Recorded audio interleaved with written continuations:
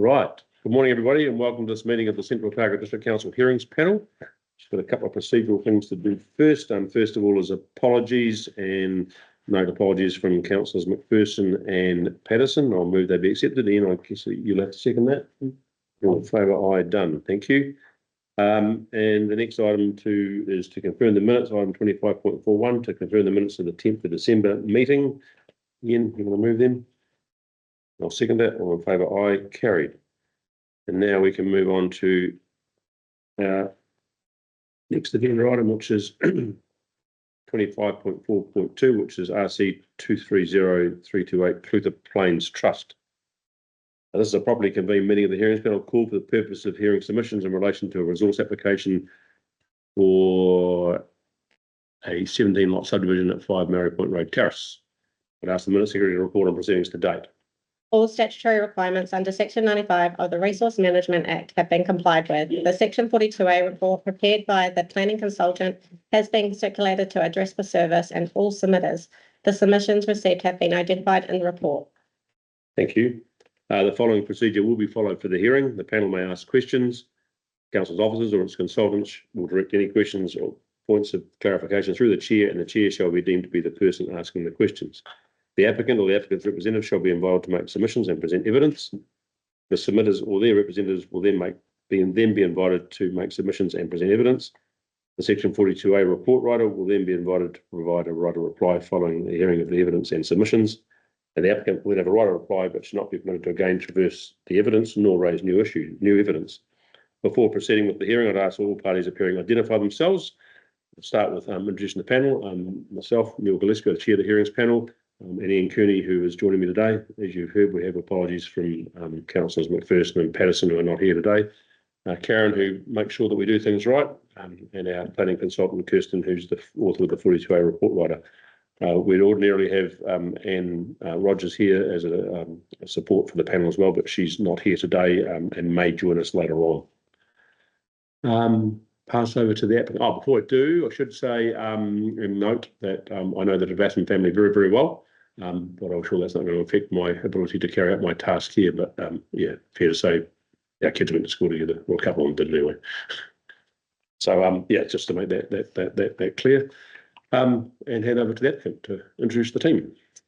Thank you. So my name is Bridget Irving. I am counsel for the applicant.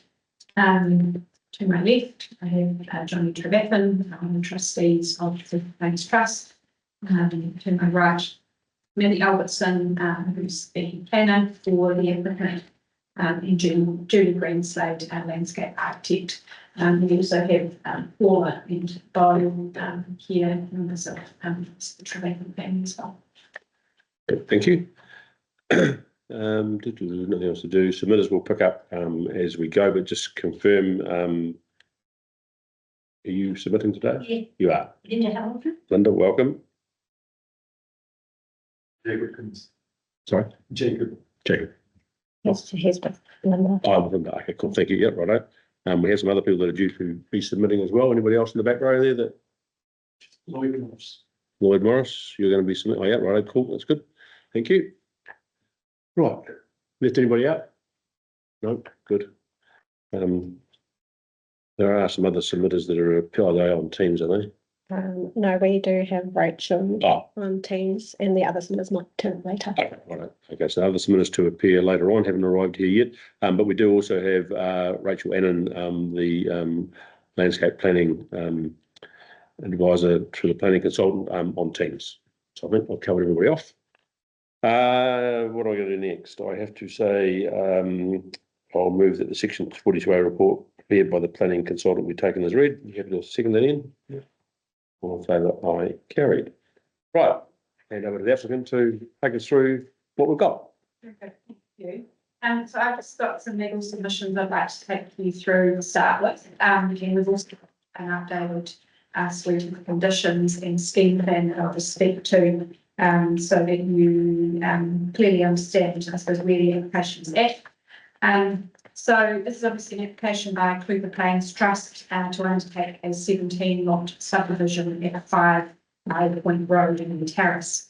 The subdivision comprises 16 sections that will be occupied for rural living purposes, while the large balance lot, almost 130 hectares, will be owned in equal shares by the 16 lot owners and managed as a large contiguous farm block. The proposed configuration of the subdivision is designed to maintain the productive capacity of the wider block, whilst also unlocking the rural residential living opportunities available at the site. It is a relatively unique concept within Central Otago.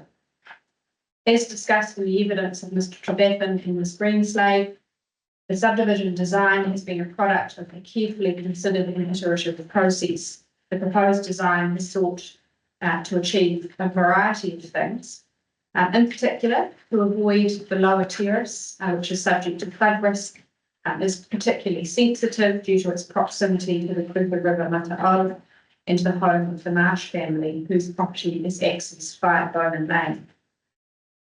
It preserves and potentially enhances the productivity of the property by retaining the vast majority of it in a large farm block. The subdivision also facilitates the realignment of the existing sub-transmission line that transects the property and has limited the extent to which the upper terrace can be developed, particularly through establishment of more efficient irrigation systems. The ability to establish more efficient irrigation on the upper terrace will mean that there is no loss and likely an increase in productivity from the site. It maximises the desirable outlooks and views that the site offers. Since filing the application, this aspect of the proposal has been refined further, reducing the lots along the terrace space and establishing some that are orientated towards the wider hills. And the subdivision layout has also been designed to ensure easy and efficient servicing in terms of access for vehicles, water supply and wastewater management. And the applicant has filed evidence, obviously from Mr. Trevathan, Ms. Greenslade and Ms. Albertson. And we accept and agree that the application falls to be assessed as a non-compliant activity. The applicant has carefully considered the matters raised in the various submissions in the Section 42A report, and as a result of that has proposed a range of amendments to the subdivision design and further mitigations and conditions as a result. And I'd just perhaps like to take you through that now. So you should have in front of you an updated scheme plan. And so what has been done is the relocation of lots 5, 9, 12 and 15 behind the other lots in their respective clusters. And this change has been designed to consolidate the form and enhance the clustering effect of the subdivision. We have also extended the ecological landscaping along the terrace space, and so that now extends below the access track. It cuts down towards that easement area PV you can see, and along the terrace space behind the Marsh property in front of lots 1 through 4, almost to the boundary where Area B, which is the existing QE2 covenant, exists. That landscaping will provide for more biodiversity improvement and assist with nestling the clusters into the landscape more effectively. When Ms. Greenslade gives her evidence, she will also be able to speak to the updated landscape plan in more detail. We have made further amendments to the landscape plan conditions to improve clarity and certainty with respect to the timing of mitigation and ecological planting. I'll take you through the conditions shortly as well. We've proposed a reduction in the building height for lot 16 from 6 metres to 5.5 metres. And that's because lot 16 has the greatest potential for a skyline breach, particularly when viewed from Bowman Road. And so by reducing that height limit further, reduce the potential extent of that, recognising that consents will be required for dwellings on these platforms that will enable a careful analysis of those breaches within specific house design and location within the proposed building platforms. Will retain at least an 18-metre setback from the terrace edge. We are proposing that rather than managing that via a covenant condition, that it is managed by the identification of the building platforms on the lots. We're proposing a requirement for all buildings and structures to be within the identified building platforms on the lots. And the purpose of that is to consolidate the built form on the lots, managing the potential domestication. And we are proposing to utilise a centrally managed water treatment system in response to the submission from Alcoa. So turning now to page 4 of the legal submissions, I'll just take you through the section 104D test. Obviously, as a non-compliant activity, it's necessary to pass through section 104D gateways before you can consider whether this consent should be granted. Those gateways are whether the effects of the proposal are no more than minor, or that the proposal is not contrary to the objectives and policies of the district plan. In terms of the no more than minor test, the question of what constitutes a minor defect has been well traversed by the courts, and I refer you there to the High Court in Queenstown Central. Quite through that quote there, but other than to say that minor effectively means what it means. It is lesser, opposite to major, comparatively small or unimportant. With respect to the majority of the effects, the expert evidence is aligned that the effects are minor or less than minor, subject to conditions. The Section 42A report relies on the landscape peer review assessment with respect to landscape matters and concludes that the adverse effects on rural character, landscape and amenity will be more than minor. And Section 42A report has reserved its position with respect to cultural values.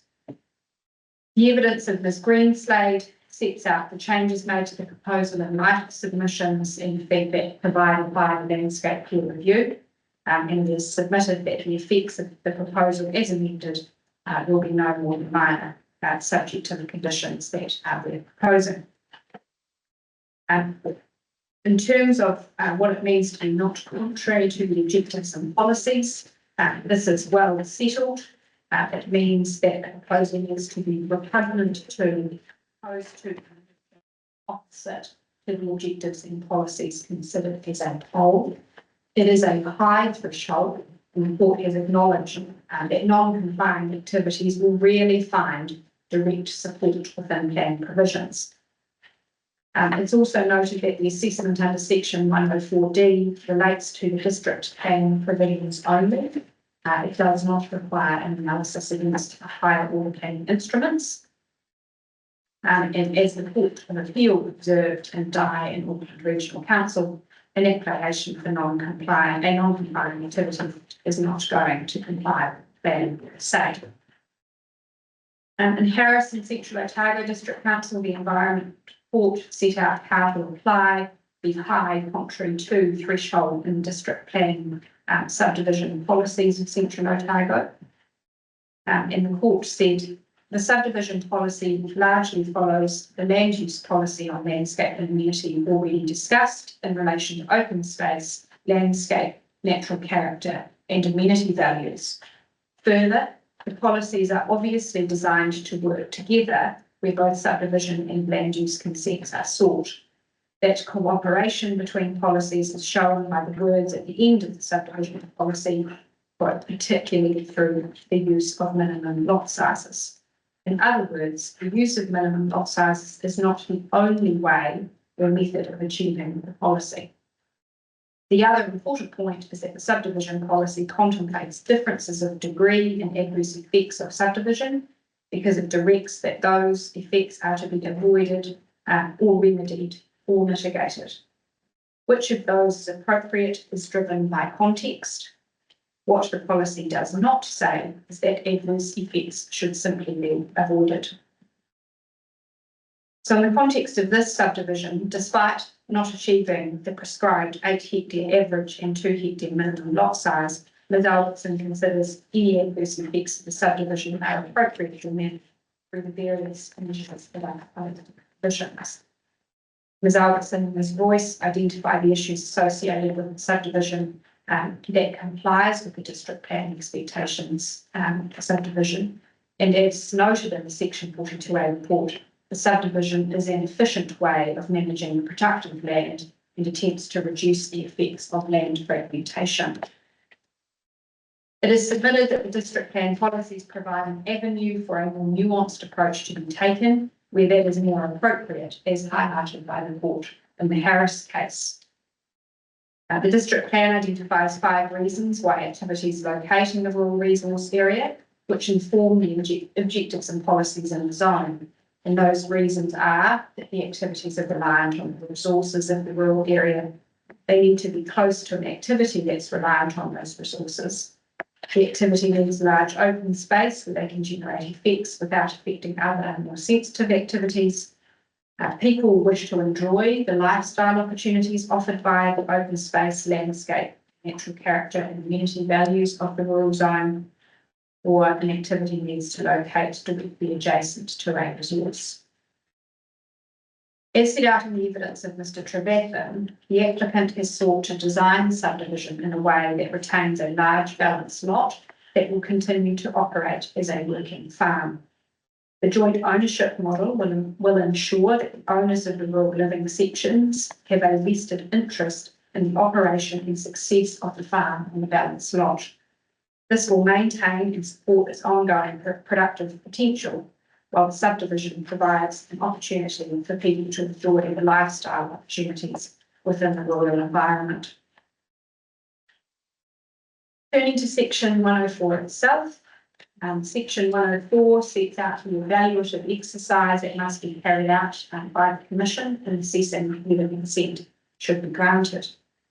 Section 104(1) requires a consent authority to have regard to the following matters is subject to part 2. Those being the actual and potential effects on the environment of allowing the activity. And this is an evaluation of both positive and negative effects.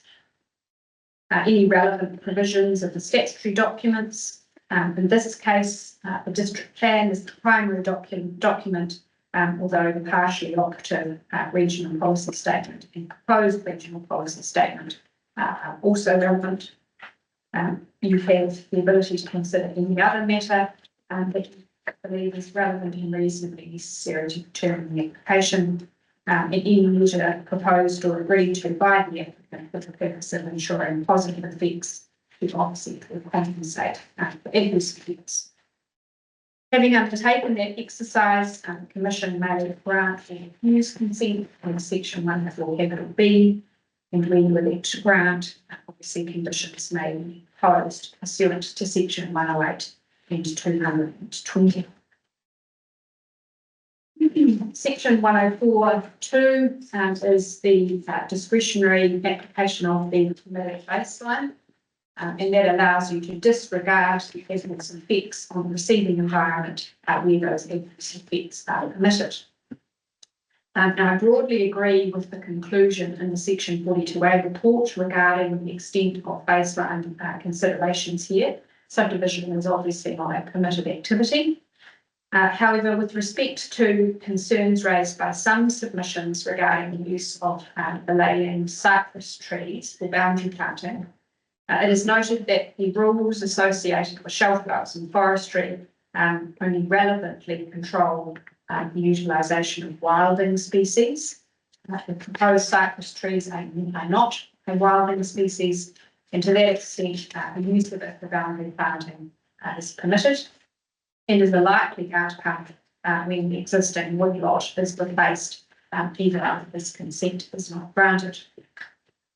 but submitted any adverse effects, if identified and associated with the establishment of a boundary shelf park, should be disregarded. Turning now to the environment. So section 1041A requires you to assess the effects on the environment within which the activity will take place. This environment encompasses what we see on the ground today, but also the future state of the environment as it might be altered by permitted activities or the implementation of existing resource consents that are likely to be exercised. The application supporting information and evidence have described the environment within which the application takes place. And potential adverse effects are those that are not already impacting the environment. Now, where consideration is being given to the future environment, it requires a genuine attempt to envisage that future environment. But equally, you must not stray too far from what can be reasonably predicted in such an environment, so that it does not become artificial. I agree with Ms. Boyce that the potential terrace airport is not part of the existing environment, and equally, the possibility of a cycle trail along the Clutha River Matapo is irrelevant. The trail is not sufficiently advanced to be considered part of the environment at this time. Turning now to the key effects matters in contention, the first of which being rural character, landscape and amenity effects. This Greenslave's evidence carefully analyses the concerns raised in submissions and feedback provided by the landscape peer review. And a number of amendments have since been made to the proposal to respond to that feedback, and I've taken you through most of those. With those amendments in mind, Ms. Greenslave concludes that the effects of the application will be low to very low when taking into account the mitigation measures. The conditions have been amended to ensure that the key mitigation measures are in place prior to Section 224C approval, which responds to the concern in the Section 42A report regarding the extent of temporary effects. As I discussed above, the context here is important. Whilst the application does fall to be considered as a non-complying activity, this needs to be assessed with reference to the district plan. The standards set in the district plan are intended to implement the objectives and policies and provide us with a good benchmark for understanding what is anticipated. The proposed sites, whilst not meeting the lot size standards, do meet, and in some cases go further than other district plan standards. For example, the proposed maximum building height is 5.56 metres, as against 7.5 metres in the plan. External boundary setback distances are all exceeded. The application also proposes further landscaping to visually screen development and containment within the upper terrace of the site, avoiding the most sensitive parts of the site, being the lower terrace and land closer to the Lindis River and road boundaries. An alternative subdivision design sprinkle development across the site and require much more in the way of access tracks and so on, resulting in reduced openness and more fragmentation. The provisions of the plan, when read as a whole, provide clear direction on how to assess proposals such as this one. First, they take a tiered approach to rural landscapes by identification of outstanding and significant landscape areas. This application does not fall within either category. The key objective 4.3.3, seeks to maintain and, where practicable, enhance rural amenity values which are created by open space, landscape, natural character and built environment values in the district. This indicates that rural amenity values are supported by a combination of things. Different locations and different applications will exhibit the range of characteristics to different degrees, and may maintain and enhance rural amenity values in a combination of ways. This is also reflected by the provisions which seek to manage land use activities in subdivision to ensure that adverse effects are avoided, remedied or mitigated. The provisions are effects-based and contain a lot of nuance, depending on the nature of the rural environment that an application is proposed within. This is demonstrated in the following provisions. 4.4.2a, which calls for a particular focus with respect to open natural character of hills and ranges, skylines, prominent places and natural features. It is also reflected in policy 4.410a, applying the effects management tools to development values.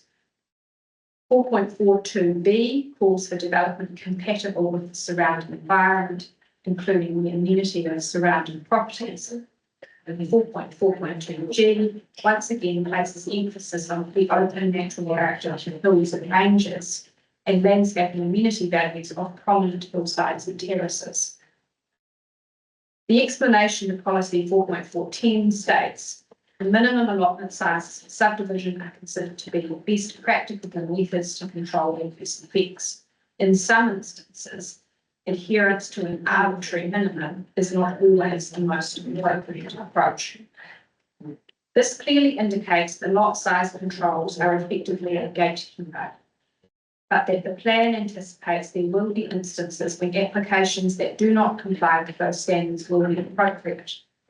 And it is submitted that this philosophy is reflected in policies 4.42 and 4.43, which takes an effects-based approach to seeking to manage effects through that avoidance, remediation and mitigation cascade. As observed by the court in Harrison COC, the subdivision policy anticipates direct effects to be avoided and mitigated. Which method is required will depend on the characteristics of the landscape. Now, policy 4.42 identifies a suite of levers for managing effects. This application has pulled all of those levers. There are controls on the location of dwellings to the top terrace, achieving significant setbacks from the road to maintain open space. The river, in recognition of the important natural features that those are, and the adjacent property boundaries to assist in the maintenance of the amenity of those surrounding properties. There are limitations on building height relative to the rural zone rules to reduce effects from lower perspectives and on openness. This is also supported by the consolidation of buildings within the building platforms that are well set back from the terrace edge. And road and neighbouring properties. We maintain a large communally owned balance lot that can continue to be farmed, retaining a predominance of open rural land, particularly when viewed from the roads. Removal of the pine woodlot, which removes a source of wildland trees and replaces it with a non-wildland species that will be lower in height. Current woodlot has grown very tall and significantly obscures views to the hills, ranges and skylines beyond the site. Removal of the woodlot will open up views to the hills in the distance and improve the openness of the site. The proposed cypress will not grow as tall, so will retain better visibility to the landscapes beyond the site. And the proposal avoids the lower terrace to ensure that the terrace space isn't compromised. The proposed ecological planting will serve to improve natural character of the terrace over time, enhance local biodiversity, support the natural character values of the adjacent river areas and the nearby Kiwi2 Covenant. It is submitted that this application has done exactly what the district plan expects. The court in Harrison CODC recognised that amenity values must be assessed in relation to the part of the landscape in which they occur, because one part of the landscape may absorb many cuts and another none. The aligned report sets out characteristics of the surrounding area, noting the strong rural character exhibited by the shelter belts, divided paddocks, irrigation infrastructure, agriculture and viticulture activities. It has an expansiveness and an openness and views to the wider hills. These characteristics have been responded to in the application by utilising the upper terrace, albeit with a significant setback to manage visibility of the proposed development from the lower viewpoints. retention and phased replacement of the existing woodlots to screen built form. Replacement planting will reinforce the existing screening, but also to a lower level, which will open up views to the wider landscape from within the site and from surrounding roads. Establishment of mixed planting along the road boundary to provide screening quickly and effectively, while the native vegetation establishes and enhances natural character over the medium to long term. Keeping built form off the lower terraces, which are more visible from sensitive public locations, particularly the river and Bowden Road, enabling their existing open character to be maintained. And the ecological planting of the terrace space, which links through to the QE2 area within the site and ultimately the Lindis River. It's submitted that this maintains the rural character and amenity of the area. Turning to the question of cultural effects, obviously the submission from our kapa raises concerns about potential effects on the Clutha River Mata'o in particular. The submission considers that the river is a wahi te puna with values associated with Mahika Kai, Arata Whito, and Mahoka. It is acknowledged in the submission that the wahi te puna has not been incorporated into the CODC plan. However, if we look at the river, in my view, we can take some cues from how this is likely to be dealt with. It is noted that wahi te puna for the Clutha River in QLDC identifies an area of land up to about 100 metres from the river's edge within Queenstown. The proposed rural residential allotments in this subdivision are roughly 700 metres from both the Clutha and Lindis River and separated by the lower terrace landform. The identified values have not been ignored by the proposal, which has been cognizant of the various values present along the river boundary. For this reason, the proposal has maintained significant setbacks from the rivers. Development of the land will not compromise the practice of Mahika Kai along the Clutha and Lindis rivers or alter access to Nahoka sites. It is submitted that the ecological planting of the terrace space will support and contribute to the values of the river margins, increasing the natural character of this locally identifiable feature and increasing biodiversity of the area, supporting Indigenous fauna that utilise the wider area. The applicant has also taken into account the elements of the submission associated with eco-source plants, consolidation of the wastewater treatment into a combined system, and adoption of an accidental discovery protocol. Those things are now incorporated into the conditions. So overall, in my submission, these cultural values have been appropriately managed. Turning to precedent and plan integrity. So neither precedent or plan integrity are environmental effects, although they may be a relevant matter pursuant to section 1041C. In Rodney District Council in Gould, the High Court scrutinises the role of precedent in plan integrity. And the court said that resource management act itself makes no reference to the integrity of planning instruments. Neither does it refer to a coherence, confidence in the administration of the district plan or precedent. Those are all concepts which have been supplied by court decisions endeavouring to articulate a principled approach to the consideration of district plan objectives and policies, whether under section 1041D or section 105(2)(a)(b) and their predecessors. No doubt the concepts are useful for that purpose, but their absence from the statute strongly suggests that the application in a given case is not mandatory.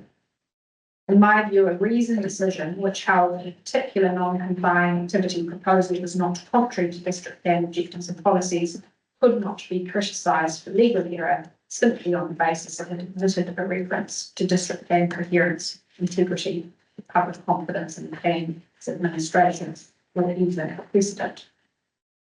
For the reasons set out in evidence filed for the applicant, the effects of the application were no more than minor, and nor is the application contrary to the district plan objectives and policies. As such, the issues of precedent and plan integrity are not material. This is particularly so in light of the district's plans effects-based policy framework.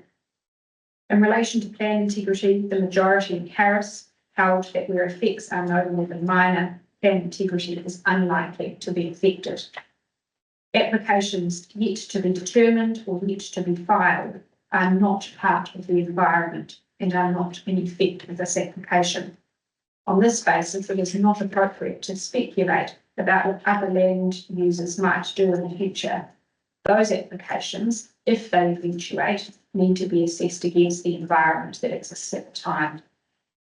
The proposed application is a specific response to this application site and its topography, particularly the lower terrace, proximity to the river, and through retention of significant setbacks from the road boundaries, as opposed to an alternative layout driven by strict adherence to the lot size standards of the plan, which would see domestication sprinkled across the site, resulting in domestication of the lower terrace and much more proximate development on the site towards the road frontages.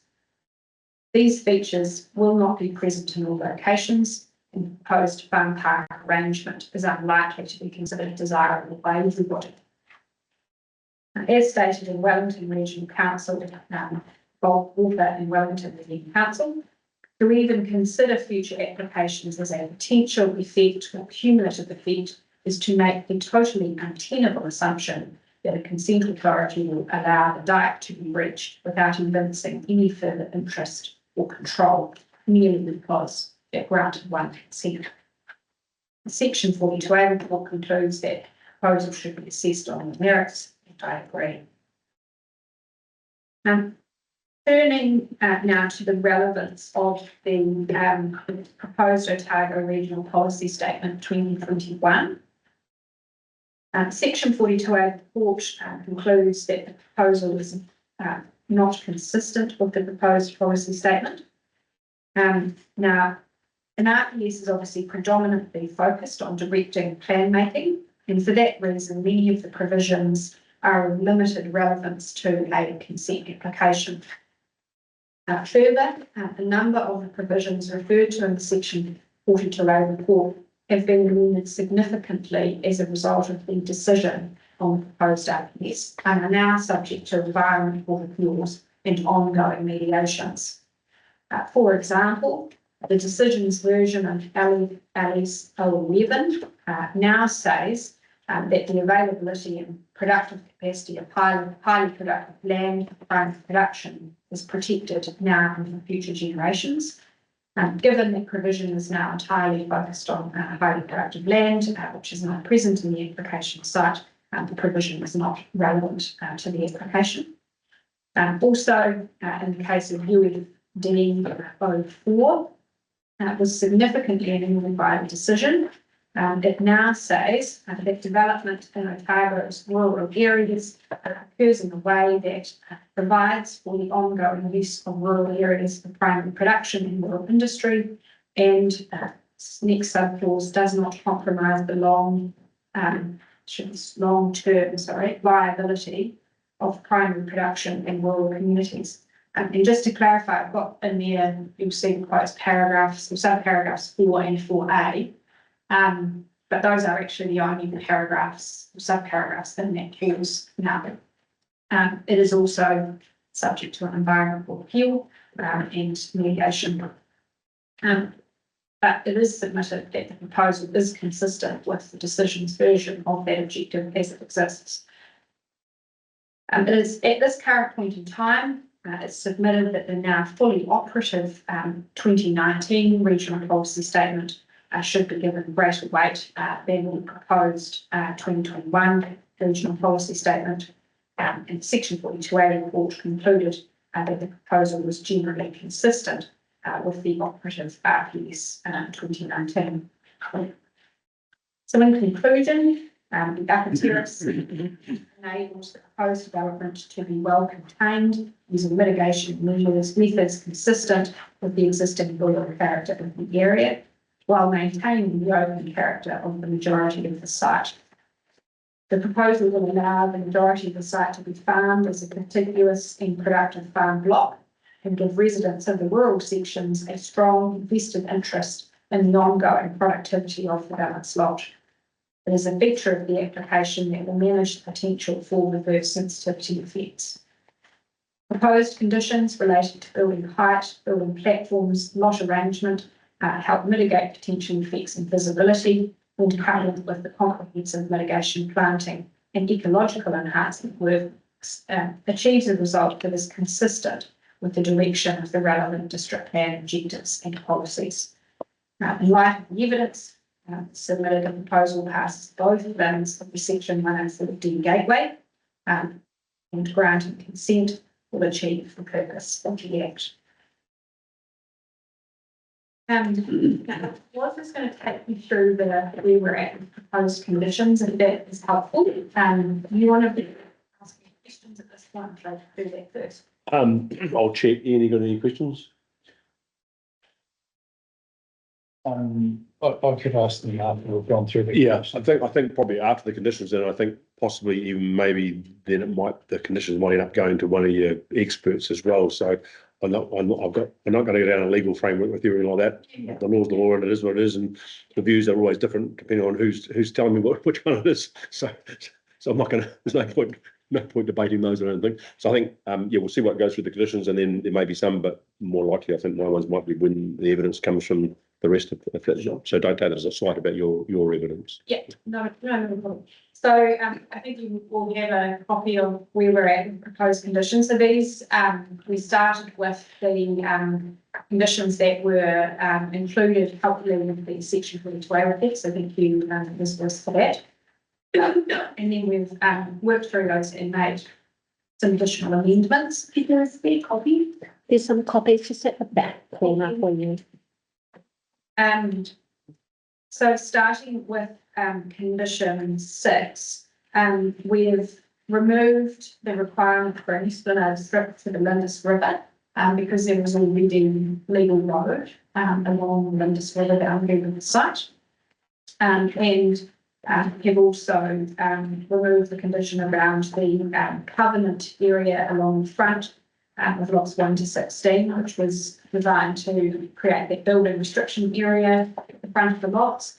We address that now through the identification of the building platforms and the requirement for all buildings to be contained within the building platform, and I'll take you through that condition shortly.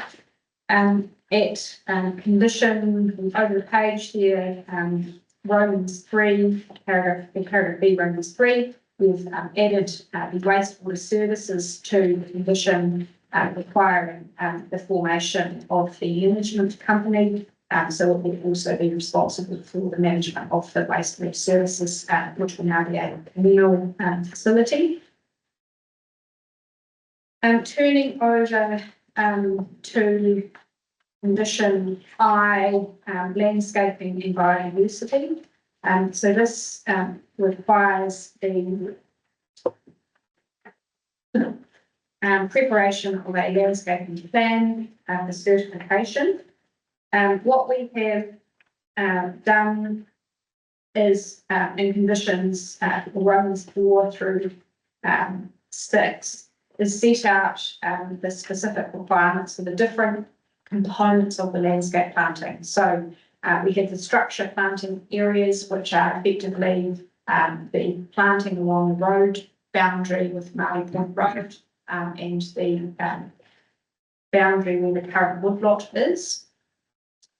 We then have the ecological planting area, which is, if you look at the scheme plan, the hatched area that surrounds the lots and terrace face.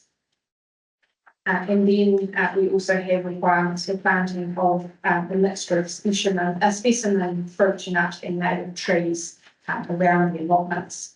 And if you consult the updated landscape plan attached in the spring slides evidence, you'll see that those things dovetail with it.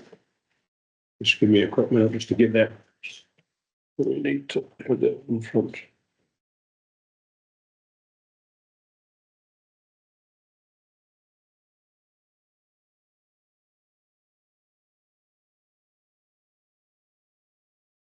Sorry, thank you.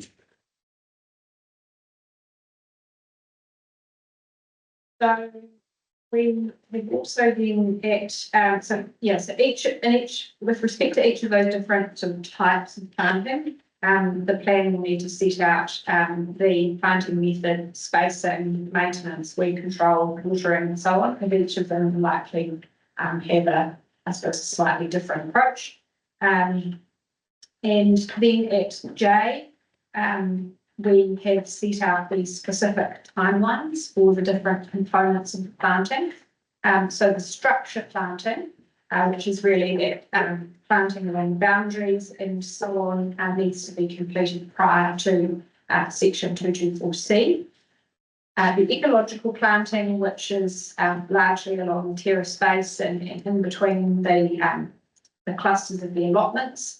We're proposing that at least 50% of that is completed prior to 224C, and the balance completed prior to the occupation of any dwelling on lots 1 to 16. And the reason for that is because that is largely about ecological enhancement as opposed to specific mitigation. It's equally quite a significant area. And practically obtaining enough plants and so on and so forth will require that to be phased. So that's the intention of that. Planting of the specimen trees will be completed prior to 224C. We're proposing that 2 rows of the woodlot be removed and replaced with the cypress prior to section 224C, and that the remaining pine shelf-bearing woodlot be removed at least 3 years, but not more than 6 years after 224C. The reason for that is to ensure that the replacement shelter-belt has achieved sufficient height and density to maintain some visual screening between the application site and the neighbouring property before the balance of the woodlot is removed. Just to be clear, the woodlot is the one that runs at the northern end behind the substation. That's right. Yes. Yeah. Funded to help fund his higher education. Yes. Yes. That's still growing, yeah. I didn't want to assume that I was looking at a different woodlot because I have been caught out before, so yeah. So then it's condition 2 there. We've removed the condition around lot 100. We are not proposing a building platform on lot 100. Consent would be required if there was to be residential activity established on the site. It's not 100% certain yet how that balance lot will be managed, whether that'll be an on-site manager or whether it will be leased by a third party. And so the applicant doesn't wish to close the door effectively on the on-site management option in the future. But further consents would be required if any further residential activity was to be on that lot. Turning over now 2 pages to the development conditions. So these are effectively the consent notices locking in the height limits. So that's 6 metres on lots 1 to 15 and 5.5 for lot 16. Also, they're proposing that no buildings or structures excluding boundary fences are to be constructed outside of the building platforms. And we've also have a condition there proposing no outdoor storage of equipment such as boats, caravans, tractors, shipping containers. And so that is effectively about trying to, again, consolidate that activity, reduce the potential for that appearance of domestication within those lots, and ensure that, you know, everything's within the buildings, so that those other conditions around material colours and so on are applied and work effectively. At subparagraph O over the page, we proposed a condition that requires the lot landscape plans to be submitted with a building consent application. And those lot landscape plans will need to identify how the landscaping will settle the dwellings into the lots and soften the appearance of the buildings. And that's really to speak to the component of the landscape plan that I discussed earlier, which should start with identification of planting themes for the lots. We're also requiring that the lots use a predominance of native plants and that they identify the location of any large deciduous trees. We're proposing that the lot landscaping be implemented within 2 years of the occupation of the dwelling. And that is to make sure that it's done fairly promptly, but also to recognise the practical challenges that you've got earthworks and so on, which can't be finalised until the dwelling is completed, and you start the landscaping after that. So it's just putting a time frame for getting that done. And then obviously it are a requirement there that the landscaping set out all of it, so the ecologically planting, structure planting, and specimen planting must be maintained in perpetuity. So those are the key sort of movements to the deliverance. That's all from me. I think we'll be finished. Yeah, I've just got one, and I didn't write down where I heard it, unfortunately. I recall speaking to evidence, you made an observation about highly productive land and that it wasn't. I just want to get the context of that right so I understand, because it's still got a classification. So I can't find where you said it, so I didn't mark it.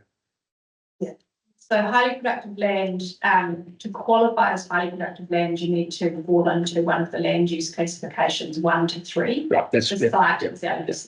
yeah, okay, yep, that's all right. I want to make sure that's what you were saying, because I tell you, C4, I think it's still all highly productive, well, it's all productive land, but there.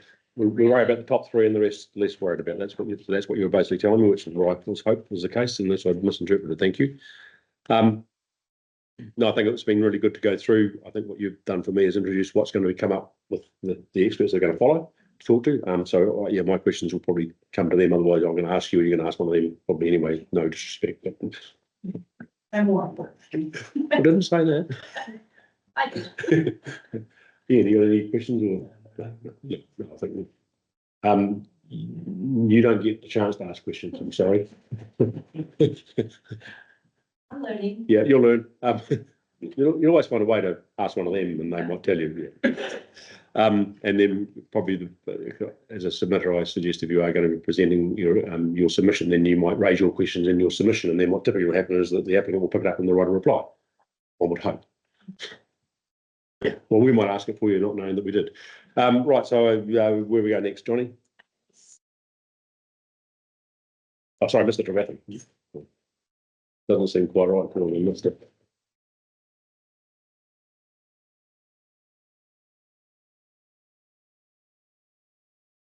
So I take it with a copy of this. Yep. My name's John Trevathan. I'm the trustee of Perth Plains Trust. We own 133 hectares of private national road, which is subject to this application. We also lease 440 hectares on Jolly Road near Bendigo and in the Arcare Valley. 4th generation Central Otago resident, with my great grandfather having settled in this region. Having grown up on local farms, I've been personally engaged in farming for the past 22 years.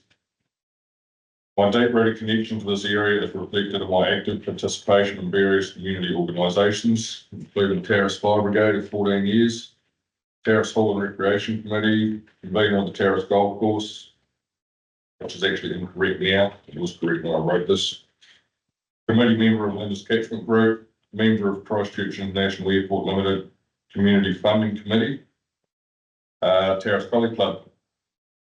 Commitment to the community extends to supporting local businesses, fostering a sense of connection with local entrepreneurs. Additionally, 2 young daughters attend Terrace Playgroup, and expected to enrol in Terrace School soon, continuing our family's participation and support in the community. The advent of efficient irrigation systems has been a game changer for productivity in Central Otago.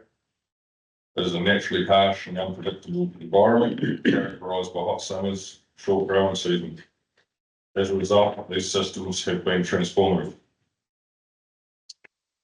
They enable farmers to optimise favourable weather conditions before the onset of dry periods, effectively allowing us to make hay when the sun shines. Over the past 15 to 20 years, Central Otago has experienced notable land shifts in use, notable shifts in land use, primarily due to the expansion of irrigation, consolidating the growth in viticulture and horticulture sections. The landscape now features numerous pivots, extensive bird netting, cross bands, and associated infrastructure such as pump sheds. There is a growing demand for rural living opportunities from individuals seeking respite or escape from urban environments, and from former farmers wishing to downsize while remaining in a rural setting. This influx has resulted in a more vibrant community, benefiting local retail and hospitality businesses in and around Terrace, and invigorating various community groups and facilities. Change is an inherent aspect of community development, and proactive preparedness is preferable to reactive responses. In the Terrace and Bendigo regions, two significant projects have the potential to bring about considerable change. One is obviously the airport. They've acquired land next door for development of an international airport. Proposal has been subject to community discussion and varying opinions. It has also affected the likes of Terrace Industries, attracted the likes of Terrace Industries to the area. The Bendigo Opha gold mining project, the exploration and potential development of gold mining operations in the Bendigo Opha region could impact the local economy and environment. While the outcome of these projects remain uncertain, it is evident that the area continues to attract interest, underscoring the need to balance productivity with the preservation of the region's unique characteristics. The property, historically known as the Ranch, our property is situated in picturesque near Terrace, picturesque area near Terrace, bordered by both the Lindis and Clutha rivers. This location offers stunning views to the Upper Clutha River and the surrounding hills, providing ample opportunities to appreciate the natural beauty of the environment. The property operates predominantly as sheep and beef, with some small-scale cropping, largely irrigated using water from on-site bore, employing a combination of pivot and K-line irrigation systems. This approach ensures efficient water use, which is particularly important in regions like Terrace that experience low annual rainfall of approximately 1 mil per year. In 2009, recognising the unique ecological significance of parts of the property, my parents took the commendable step of voluntarily placing a portion of land under a Kiwi2 National Trust covenant. This initiative was prompted by my father's intuition about the site's special nature, leading to the involvement of the late Dr. Brian Malloy in Kiwi2 Trust. Dr. Malloy identified an abundance of locally and naturally endangered plants on the property. Kiwi2 National Trust works collaboratively with private landowners to protect diverse natural features, including forest remnants, wetlands, shrublands, grasslands, and habitats for threatened species. These covenants are voluntary agreements that ensures the protection of these areas in perpetuity. In 2003, a reassessment of the covenant area and some of the surrounding land was undertaken in collaboration with the Kiwi2 Trust, revealed that the endangered plants my father aimed to protect were not only surviving, but in some cases expanding their presence. This positive development led to the establishment of an additional 2 hectare covenant designed with a oak boundaries to further support and encourage the regrowth of this unique ecosystem. Such proactive conservation efforts are vital in preserving New Zealand's biodiversity, especially in regions like Central Otago, where unique habitats face various environmental pressures. By safeguarding these areas, landowners play a crucial role in maintaining the country's natural heritage for future generations. Finally, we've been able to install more efficient irrigation on the remainder of the top tiers, but unable to install because of its diagonally dissected by a 66 sub-transmission line.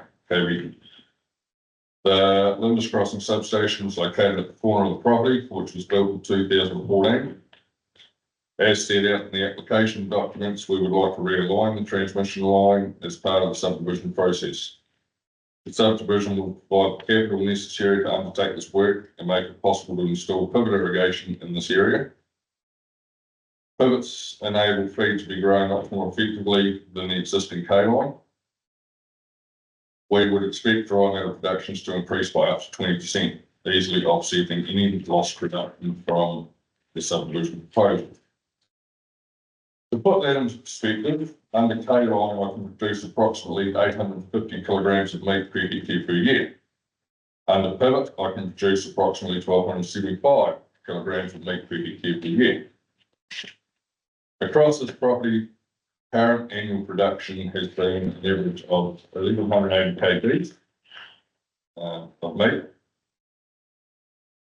per hectare per year. This means if the average person was to eat 250 grams of meat per day, I would feed 1,719 people per day, every day in a year, or 627,760 servings, which is enough for every person in the need to have a meat-based meal for 4.7 days. With this subdivision, I'll be able to maintain that level of productivity, probably slightly higher, whilst also adhering the benefits that come from the development itself, including jobs during construction and the flow-on effects from having 16 new households move into the area. Subdivision considerations. We've decided to explore the possibility of subdividing our property. Several key considerations guided our planning. A, avoiding the lower terrace. Flood hazards. By steering clear of the lower terrace, we aim to mitigate potential flood risks, aligning with regional flood hazard data. River sensitivity. Maintaining a large setback from the river helps protect sensitive riparian ecosystems, preserve water quality, biodiversity, and minimises the effects on amenity of the river environment. It also helps avoid potential effects on the cultural issues associated with the river Margaret. Neighbourly respect. We recognise the Marshes' appreciation for their terraces amenity at 165 Bowman Road and aim to be considerate to neighbours by keeping development distant from them. Preserving land productivity. Subdividing into 8 hectare lots was considered, but deemed impractical. Such fragmentation could disrupt existing irrigation infrastructure and lead to a patchwork of variety land uses, diminishing overall agricultural productivity. Maximising site assets. The top terrace offers impressive views, which have proven popular in other developments. Focusing development here allows us to enhance this aspect while preserving the lower terrace's natural state and minimising the impact on overall site productivity. In line with submissions and section 42A report, we also reworked the subdivision layout a bit, which pulls some lots away from the terrace edge and makes the most of the impressive outlook to the distant hills and ranges. Efficient servicing and management. Concentrating development in specific areas facilitates more efficient infrastructure, servicing and cohesive land management of the amenity areas surrounding the lots and the wider balance lot, which will continue to be managed as a cohesive farm block. With all that in mind, we've worked closely with Patterson's and aligned to develop the subdivision plan. Through this process, we've been pretty open about our plans and to receiving feedback. We held an open day. Unfortunately, only 9 people attended, 5 to offer support, 2 ask questions of concern from their readings, but after being on site, got a better understanding and went away congratulating me on my application and the efforts to enhance and protect the sensitive areas and Dad visited. We have continued to evolve the proposal over almost 2 years. As we have received feedback and submissions, I'm pleased and proud with where we have landed. In summary, in developing this subdivision plan, the trust prioritised several key considerations. A, avoiding the lower terrace to mitigate potential flood hazards, protect sensitive areas and respect neighbouring properties, particularly the marsh property at 165 Bowman Road. B, preserving land productivity, recognising existing investments in irrigation infrastructure. The trust aimed to maintain the land's agricultural viability. C, enhancing site assets. The top terrace offers impressive views, making it favourable location for development while providing opportunities for site enhancement. D, efficient servicing and management, ensuring that the subdivision could be effectively serviced and managed was a critical aspect of the planning process. Over nearly 2 years, the proposal has evolved based on feedback and submissions reflecting the trust's commitment to thoughtful development that balances agricultural productivity, environmental stewardship, and community interests. Thank you. Thanks, Johnny. You mentioned about the relocation of the 600 kV line. Now, the latest scheme plans show that the current, in red, that's the current location of the line. Correct, yes. I think I probably missed it, but have you got any idea of where the relocation would go? They'll run outside the, around the outside of the lot, between lot 1 and the fifth wheel line there. Oh, yeah. And out along Mary Point Road. Ah, right. We do have prior approval from Aurora for this. Cool. Yeah, that's right. There is a design and further information response. Yeah, that's. I thought I'd seen it somewhere. I struggle sometimes when I've only got 400 and something pages to go through. But that's all right. I thought it was just easy to ask, because then you can tell me, and then just show my lack of memory retention. Yeah, no, thank you. I'm going to ask it here, because if it's not you, it'll be someone that follows, so they can get ready for the questions.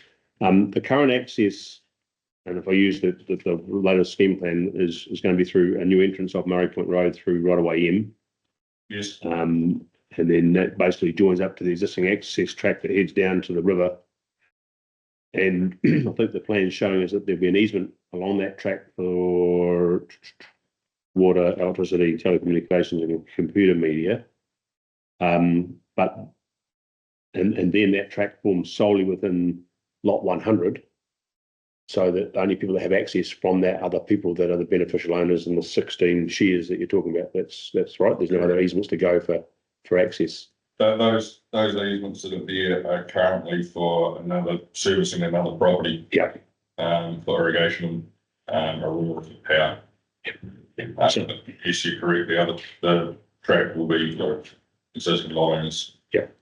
there's no need for it to apply to anybody else, because whoever might operate lot 100 will be doing that under some sort of arrangement with those 16 owners. Correct. And their access will be provided for through to that. Yeah, okay. Well, I understand that. That's what I thought. No, I have no other questions for you at this time. Would the bore service the properties as well as the increase in irrigation? There's already an existing bore which has the capacity to increase the existing irrigation. And then it also has capacity to service the lots, or we can construct a new bore, which we're planning to construct a new bore. And so it's the sole domestic bore as opposed to changing the irrigation to domestic. And it was mentioned in one of the submissions about runoff from the wastewater entering the spring area below the escarpment. Are you able to comment on that? We believe that because of the distance setback and the height of the terrace, and the report from Mount Iron Geodrill, we should be pretty well contained with that. Thanks. Can I just pick up as a follow-up to that? I'm assuming that that submission was made before you now have said we're going to have a system to treat for the 16 lots. Correct. So that would have been based on, I would assume, would be 16 septic tanks. Yeah. So now you're going to have a treatment system as well, which is that likely to go some way to alleviating those concerns, do you think? Yeah, yeah.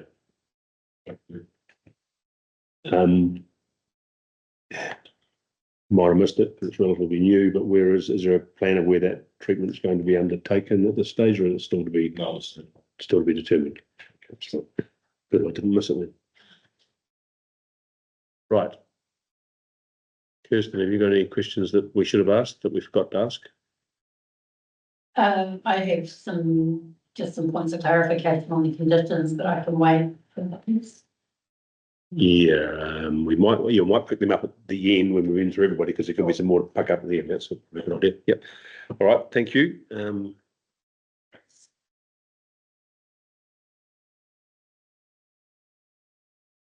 Yes, Julie Greenside. I'm a registered landscape architect with 10 years experience. I have assessed the landscape and visual effects of the proposed Murray Point Road subdivision. My evidence addresses concerns raised by the submitters and section 42A report, and the peer review demonstrating how the design responds to the site's landscape character and visual sensitivity. The key landscape considerations are the site is located within the rural resource area and has an open modified character with existing woodlots and residential development nearby. The proposal maintains the area's rural character by integrating ecological planting and careful placing to minimise visual impact. The subdivision layout responds to natural landform and views with setbacks and clustering used to reduce visual prominence. Response to the key concerns through visibility and landscape effects. The subdivision design has been refined to reduce visual effects through key measures, including increasing setbacks from the terrace edge or the escarpment edge, adjusting lot positioning to reduce prominence, and incorporating extensive vegetation screening. These refinements help to integrate the development into the landscape and minimise visual intrusion. As a result of these design responses, residential visual effects are assessed as low to moderate and remain consistent with the character of the receiving landscape. The combination of careful site planning and mitigation ensures that the development does not dominate views or adversely impact the broader rural setting. Rural character and community effects. Struggling that. The subdivision has been designed to retain and reflect the site's existing rural character. Spacious lot sizes and low density layout ensures that the built development does not dominate the landscape or alter the openness that defines the urban setting. The built form is contained and positioned sensitively within the landform. The ecological restoration through the introduction of native planting in open spaces and along boundaries contributes to biodiversity outcomes and reinforces the rural character of the area. Over time, this planting will soften the visual presence of the development, integrate built elements into the landscape, and enhance the site's natural values. The development avoids a pattern of visually prominent or scattered dwellings that will contribute to cumulative degradation of the landscape.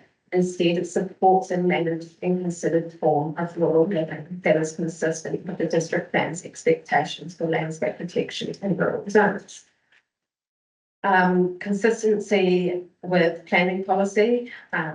The proposed subdivision aligns with the objectives and policies of the Central Otago District Plan by ensuring development is appropriately located, respects the existing rural character and minimises adverse landscape and visual effects. The landscape design has been carefully refined to respond to the site's natural features, with lot placement, setbacks, and ecological planting, reducing visual problems. These measures help to mitigate development into the landscape while maintaining open space patterns characteristic of the area. The proposal meets the plan's landscape assessment criteria by demonstrating that potential effects can be effectively managed through sensitive design mitigation. The approach ensures that rural amenity values are maintained and the development does not result in inappropriate cumulative effects on the wider landscape. So in conclusion, in my professional opinion, the subdivision is appropriately designed to fit within the landscape without significant adverse effects. The proposed mitigation measures ensure that the development remains in harmony with the rural setting. Based on this assessment, the landscape and visual effects are acceptable within the planning plan. Thank you for that succinct summary.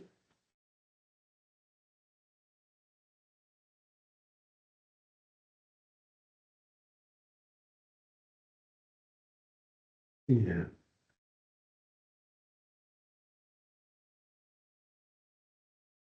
Ian, have you got anything you want to pick up on?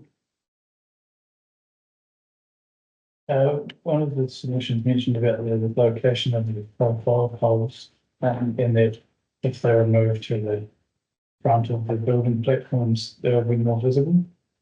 Are you able to comment on that? When the profile poles were originally put in, we didn't have the building platforms that located on the drawings. They were just placed within the middle or the front of the house. We now have building platforms. If you look at the amended landscape plan. But yes, the profile poles could be, if the profile poles are moved to the front of building platforms, they will typically be they'll almost be in the middle of the lot. So it will never, the profile poles will never be at the beginning, at the front of the lot. If that makes sense. Have I answered? Yeah. Yeah. Thank you.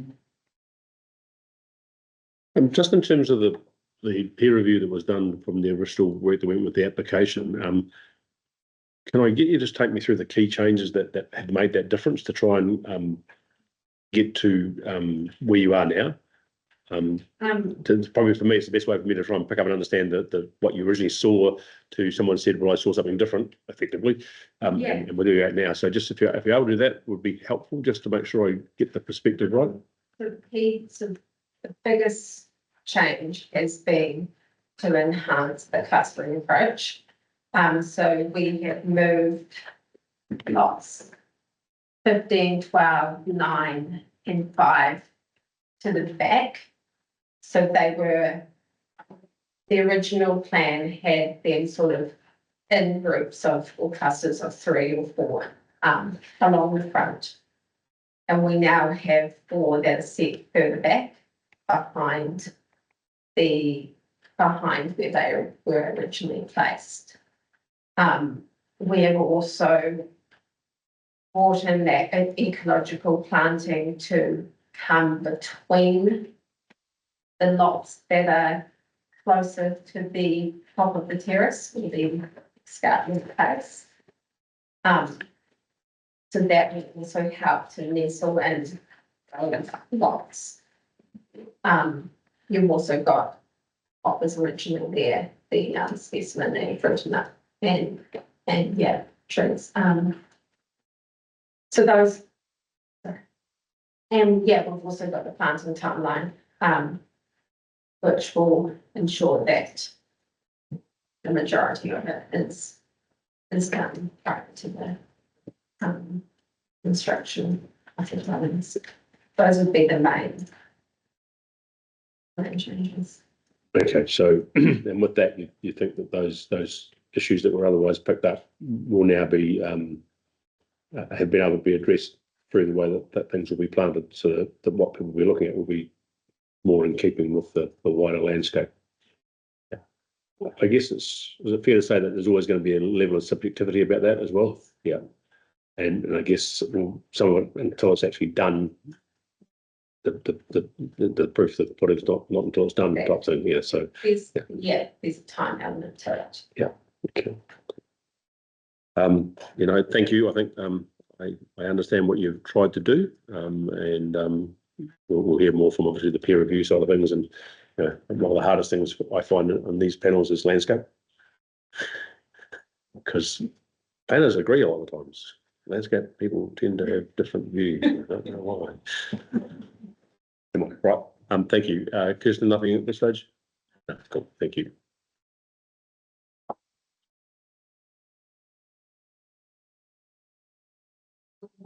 One more. The best till last.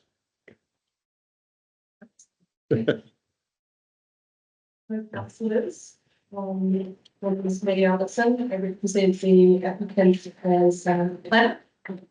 I have been involved with this process after the application was lodged.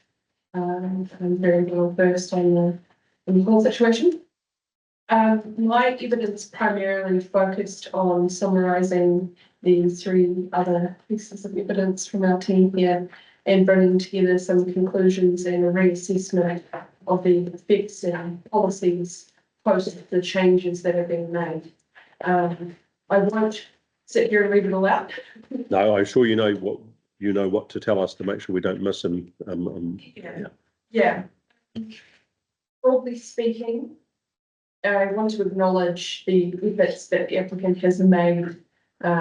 Considerable interest has been given from Mr. Trevathan in engaging with this process the whole way through, straight from the further information requests through to the notification. Once submissions were received and the 42A report was received, it was paramount for this to make sure that we responded and acknowledged all of those submissions and the issues raised to double check that the application doesn't need to be changed to further mitigate. And while the 42A report from Kirsten Royce concluded that there was the ability for consideration to be given to granting consent, the applicant did wish to address the submissions to further show that this is an appropriate development to take place on the site and will address the issues that were raised. As discussed within Johnny's evidence, there were multiple motivations behind the application, many aligned with the needs of the surrounding Tararuas community and for the need to increase and protect the productive land through as I mentioned, the changes in how the land is being used and irrigation throughout the recent past. So it was a key consideration from the very beginning, but also throughout this process, that the productive capacity for land is protected and any development that's put there is appropriate. Julie Greenslade has provided evidence in response to the 42A and the submissions.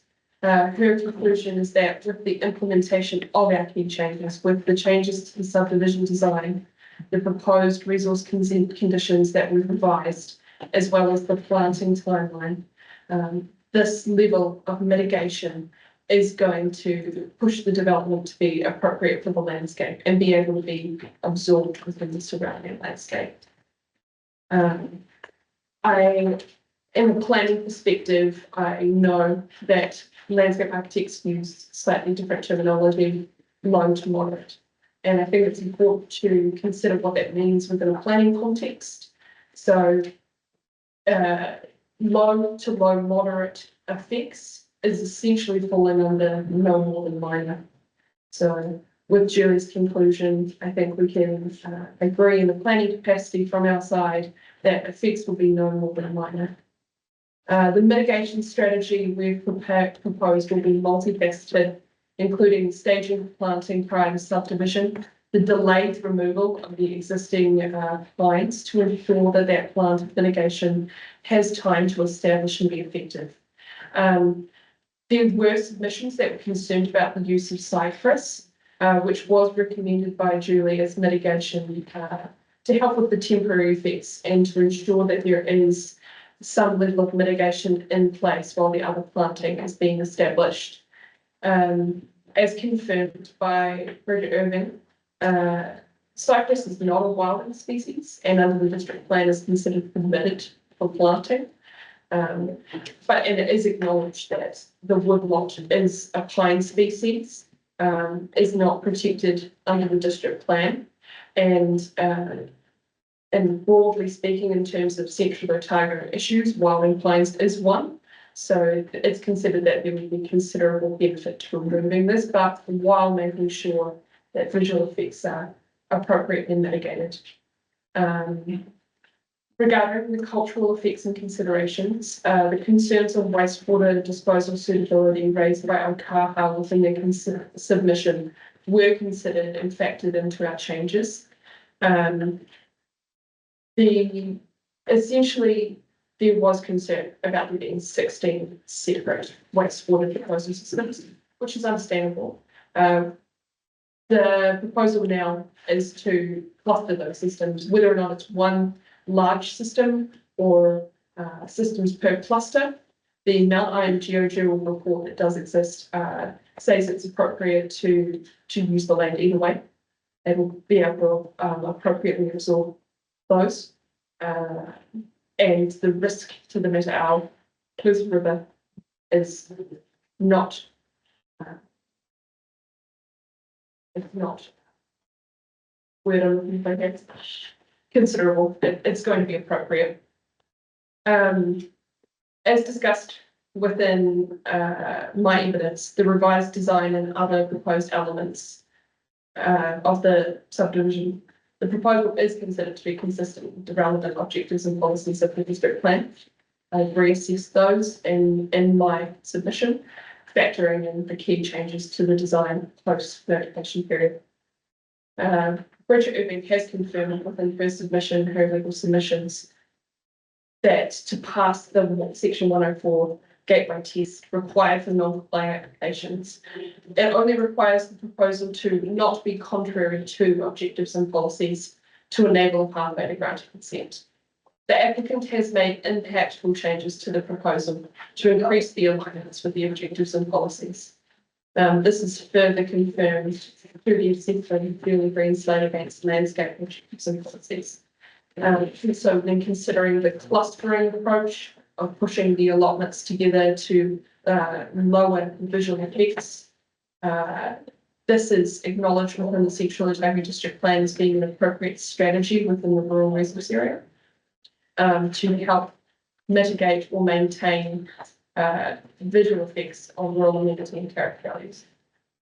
As established, the effects have been considered as no more than minor, both in a landscape capacity and a planning capacity.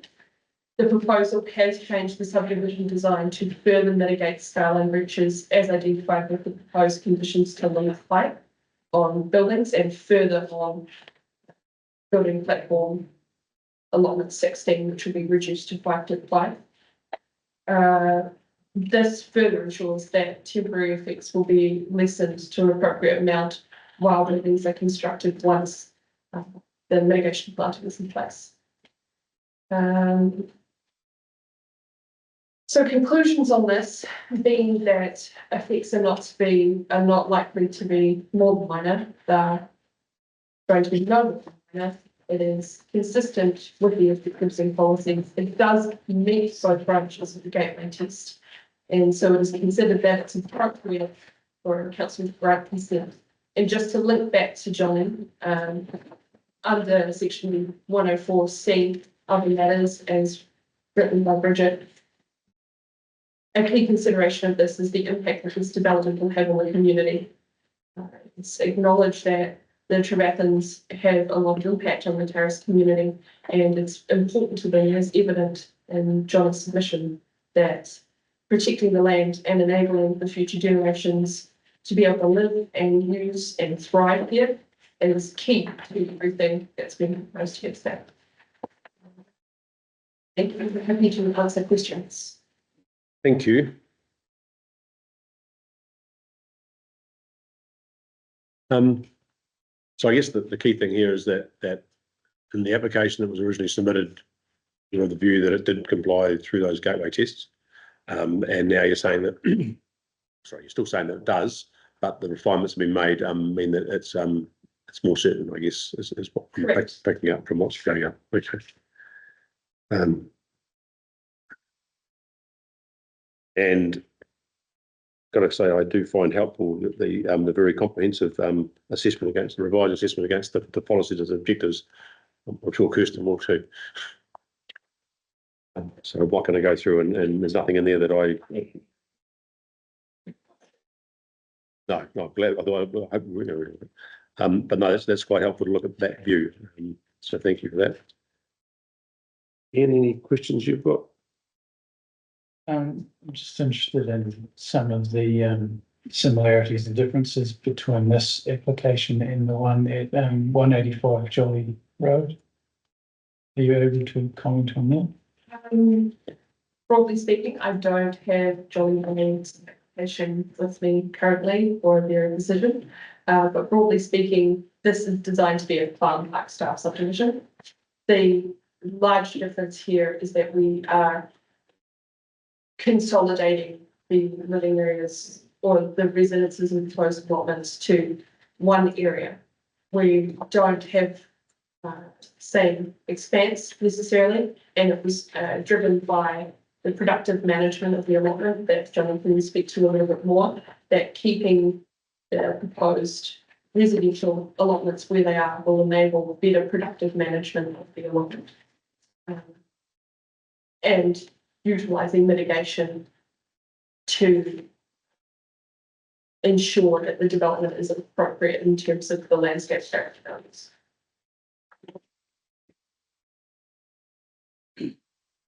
Is it fair to say that what's being proposed here is that the concept of joint ownership of an operating farm, while the way it's to be achieved doesn't comply with the rules of the current district plan, but the outcomes are consistent with what would happen if it was done in a different way? Correct. Broadly speaking, we looked at the idea of taking the land and chopping it up into 8 hectare lots. And it was considered not only through guidance from higher level policy documents and the district plan, but that was not a good outcome for the site as it is, the future productivity of the site, or for what Johnny wants for the community. So it was definitely multifaceted. It was not one thing that brought the design to its current. So I guess if you to take the example of the previous one that Ian referred to, this is the same type of thing, but done in such a way to reflect the landscape and the farming operations that exist in this particular site. Absolutely. So every time this sort of thing comes up, it's always going to be different because the sites are different. That's okay. So topography here is obviously a key point in a lot of what we're doing with the landscape mitigation and the existence of the terraces. This is not a rolling backcountry where you can nestle these things in against existing topography. It's quite different. So we needed a different approach to ensure that it was going to be appropriate in the landscape that we're dealing with. Cool. Thank you. Kirsten, you want to have your questions about now? Point in clarification, Mr. Chair. At paragraph 26 of the evidence, it refers to paragraph 29 of the section 42A report, and the conclusion is quoted. I don't believe that's at paragraph 29 of the section 42A report, and I've done a search and I don't remember writing it unless it was quoted from the application, but I can't see that quote in my section 42A report. Yes, apologies, that is a misreference. That should be paragraph 129 of Julie Greenslade's evidence. I think. Thank you. Thank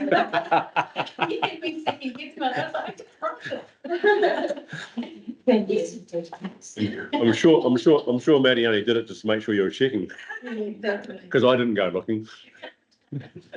So the correction should be, at your paragraph 26, hang on. I'm looking at whose evidence have I got? Yeah, I got yours.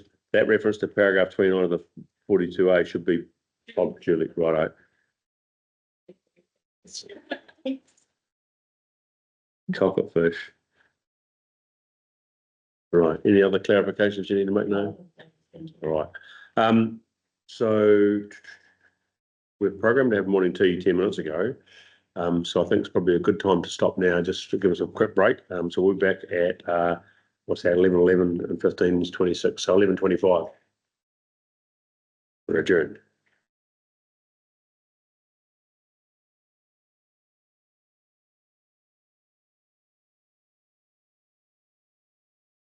Rightio, are we ready to get underway? I kept time really well. Almost. So thank you to the applicant for what you've presented. There's no further questions from us at this point in time, so now we're going to move on to our submitters.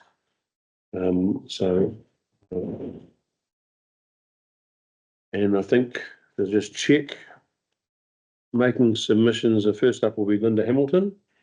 Yeah, and then we'll follow with Wayne and Billy Marsh. Yep, welcome. And then Lloyd and Susan Morris.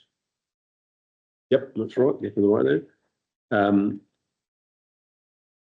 Noel and Margaret Trevathan. You're not making a submission, Bo? Yeah, right. So you're not appearing, not speaking to your submission. No, cool. Right, that's good. Mark Davidson is not here, and Duncan Kennedy is not here. Right, cool. Okay, so we're getting 3 submitters to speak to us. I suspect that we may be changing the timetable a little bit. Cool. Right, with that, I'll ask for Linda Hamilton to come up. Let's just take a seat along the far end there. Yes. Now, we'll just have a look at what I've got here. Whole lot of paper on the right end. Yeah. Right, so we've got a copy of what you were going to tell us. So I'll let you take us through that. Welcome, and please don't be worried about formalities and stuff. You can't do anything wrong. Thank you. And if you do, well, we'll find a way to tell you nicely. All right, but don't be nervous about what you got to do. Just tell us how it is, and we'll go from there. Thank you. Thank you very much. And thank you to all of the councillors and to the council for allowing us to speak to this submission. We're new to the terrace area. We've been there about 3 years, and I have to say that we came in contact with John fairly early because he is so involved with the community, and we know he does a lot of good stuff around the community. And we also would like to just point out how warmly welcomed we've been into the township. It's been very nice. The thing that we love about Terrace, and I think that a lot of the community love about Terrace, is its wide open spaces and amazing views and rural lifestyle and capacity. We find that the proposed subdivision is manifestly out of character with the rest of Terrace. Originally, when we read the submission or the application made by Ronnie, they used a lot of references to other developments to support their application. And yet we find that now they admit that this is actually a unique development or subdivision application in the Terrace area, that it isn't like any other that currently exists.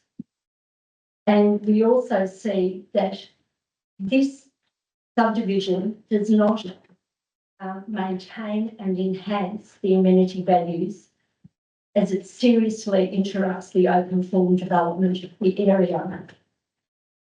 And it seems that with a little bit of juggling on a bit of paper and making things seem more clustered and putting in a little bit more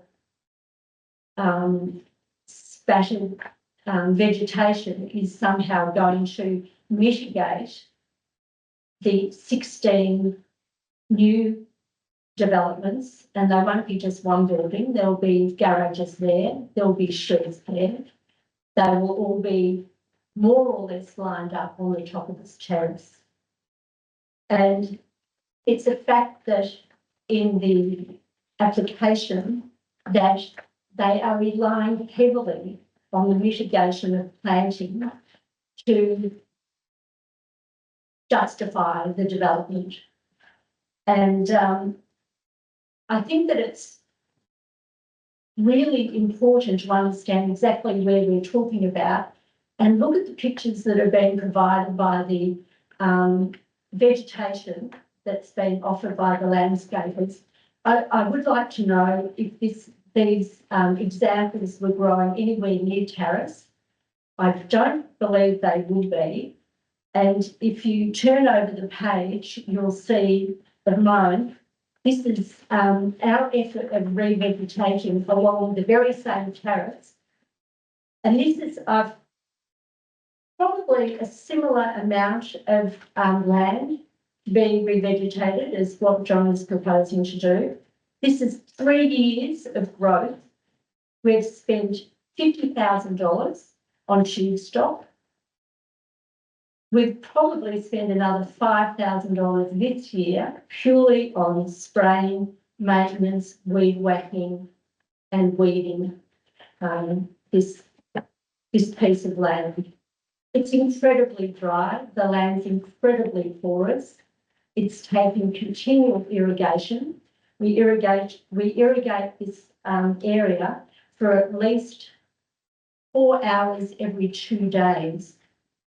And we're still finding that we're having to replace something like 20 to 25% of the plantings every planting season. So that's every spring and every autumn. So I would like council to really take this into consideration and understand that the success of this development being mitigated is all reliant on the plantings. And it's a big ask from plantings in this area. I'd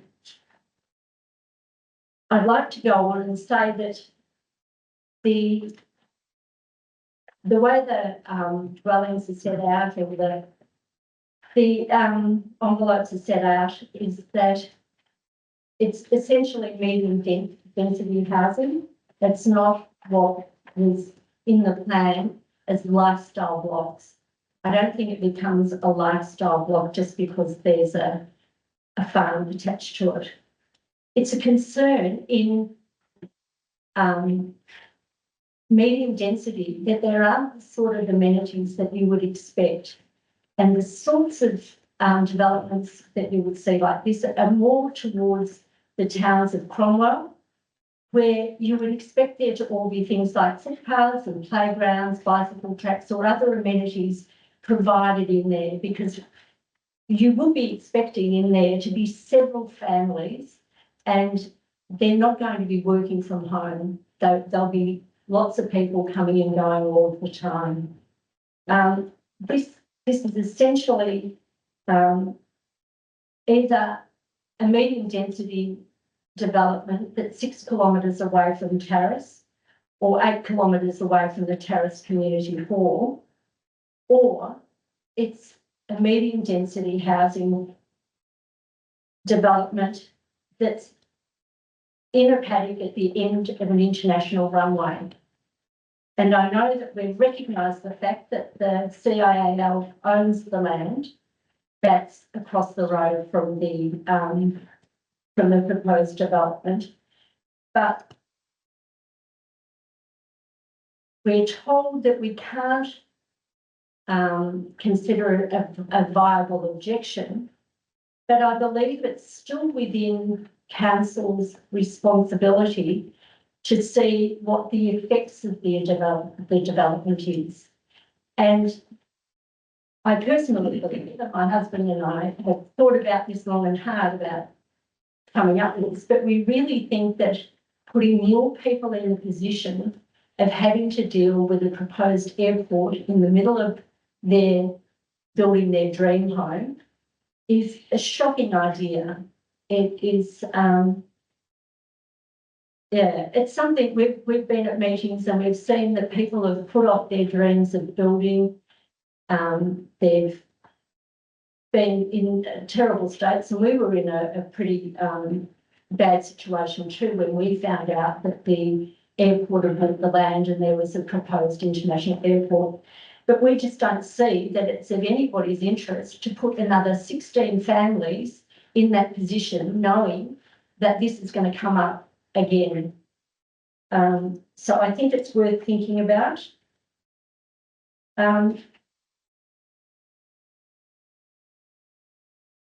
Yeah, and also, I think that, you know, we're going to be affected by it. I'm really pleased to see that that road that was almost adjacent to our fence has been removed. So thank you for considering that. But we still think that there's going to be more effects of dust from the roads. And we would say that it should be a sealed road that was servicing that many places. We're already experiencing a lot of dust from Maori Point Road already. So they're the major points that I wanted to raise before I saw some of the other information. And I just wanted to address a couple of other things that were here. The timing is really important. And I know that the original application has got a deadline on it for 10 years. Could somebody explain to me when we're actually expecting something to happen? So if resource consent was granted, are we looking at something that's going to happen in 2 years, 10 years? Have we got any idea of that at the moment?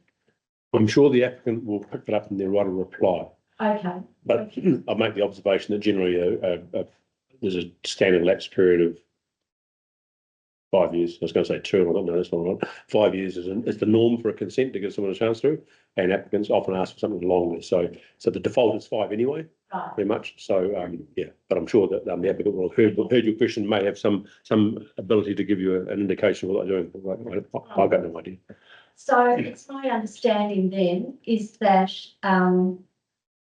that's fine. But if that meant that 50% of it, of the mitigation of planting doesn't have to be done until titles are granted. So that could be a couple of years after resource consent. And then the rest of it needs to be completed quite quickly, as nobody's allowed to move in before then. And I would say that they're putting conditions on there, but I think it would be much more sensible conditions that once resource consent is, if it were, that planting should begin straight away, because we know that these buildings are going to be, I don't know, in conflict with the requirement to maintain an open landscape, an open rural landscape. So I think that as soon as resource consent is given, that planting should start, and it should start throughout the whole development. And that I think it is fair enough that you might want to touch up and make sure that there's replantings when you were granting titles, but there's going to be a lot of failures on the way and a lot of replanting done along the way. And I will refer you back to that photo of mine. And I'd also say that Johnny has actually told us that he's done a lot of native planting on his properties, and it's clearly not visible. We can't see it. So I don't disbelieve that you've planted it. I just don't believe it's right. That's the issue. So that's it. The other thing, and I'm really tossing up whether to mention this or not. Firstly, I wanted to say I'm sorry that we didn't attend the open day, because we were in Australia and our plane landed about an hour before you finished your open day, so we couldn't make it. But I think it was a good idea that you did that. But when Johnny first came to us about the wanting us to sign a release of our rights to object to it, he was pretty clear on what the objectives were for him, and it's really more to do with the airport purchasing land, his land, than to do with developing sites, which is what he said. That's what he said to us. So the fact of the matter that land that is resource consented for 16 houses is going to bring a better price than Calhoun. So that's what I was. Forgive me if I've done the wrong thing, but this is information that was given to me, and I think it is relevant in the whole scheme of things. Thank you. So yeah, just a couple of observations and just to clarify a couple of things. Sure. Regardless of the motivation behind the application, in terms of our decision making, irrelevant. Okay. Absolutely nothing irrelevant. So that's quite clear. So Fine. a lot of people have done a lot of stuff to do certain things, and we don't get the opportunity to judge on that, whether it's right or wrong. It's not for us to go there, which is probably a good thing. And in relation to the Christchurch International Airport, same thing. It's not real yet. It may happen, and it'll be what it'll be when it happens. So there is a real risk, that people could be buying into something that could come back and get them later on. I'll give you an example. I bought a section in Loburn. I never thought that one day there could be a big jet turning over top of my house. Maybe it's going to happen, maybe it's not, don't know. So for the same reason, we can't take that into account as part of what we're doing here, and that's been explained already in Ms. Irving's submission as well. It may or may not happen, but it's not something that we can consider. So yeah, that's the way it works. I have a question about your photograph. I think I know where it is. But you come down Bowman Road off Mary Point Road, and as you start to go down the hill, that's the hill section I'm looking at there on the road. Is that right? Well, that's the top of the On the terrace, yeah. But that just as the Bowman Road comes in, and then it's sort of a sharpish left, and it starts to go down the terrace. That's that photograph looking to that point. Yeah, and that's taken from about the middle area. Yeah. And that's the most mature planting. That's about 3 years. Yeah. And as I say, by this stage, probably about 30% of that may have been replanted over again. Within this space, there's more behind that picture where it's taken, but it's younger. But that's how good the growing rate is. It's not very good at all. So we've had to replace about 30% there.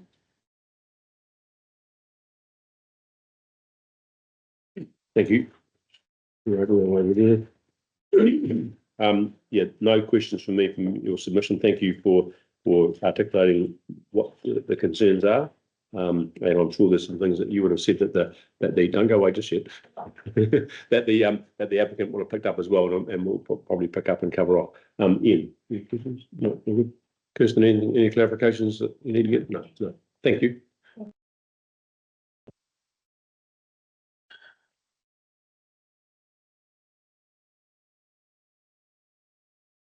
Okay, next on my list is Wayne and Billy Marsh.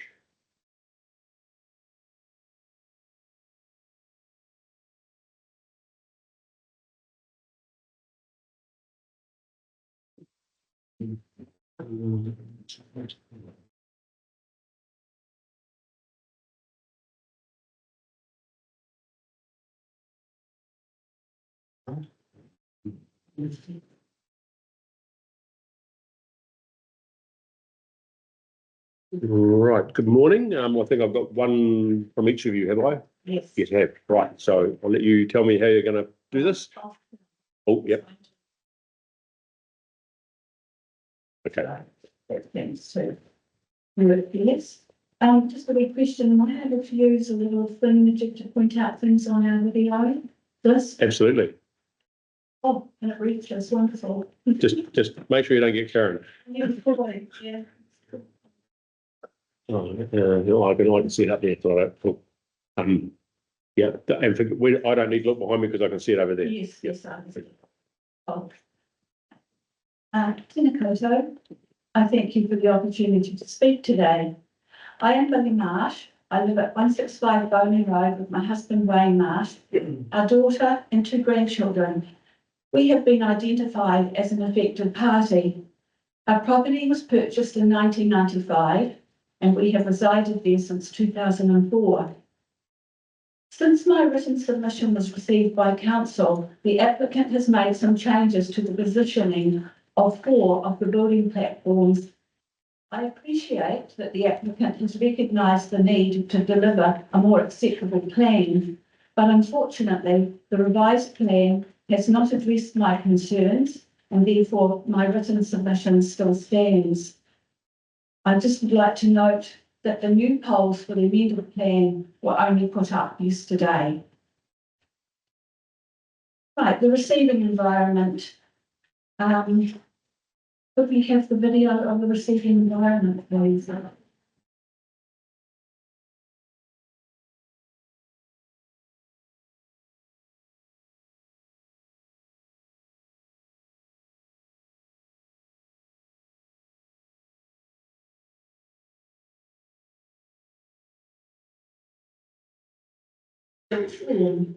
Video will pause to show the width of the area occupied by the subdivision. From the pine trees right across almost to the edge of the screen. You can see the little piles of notes that I have.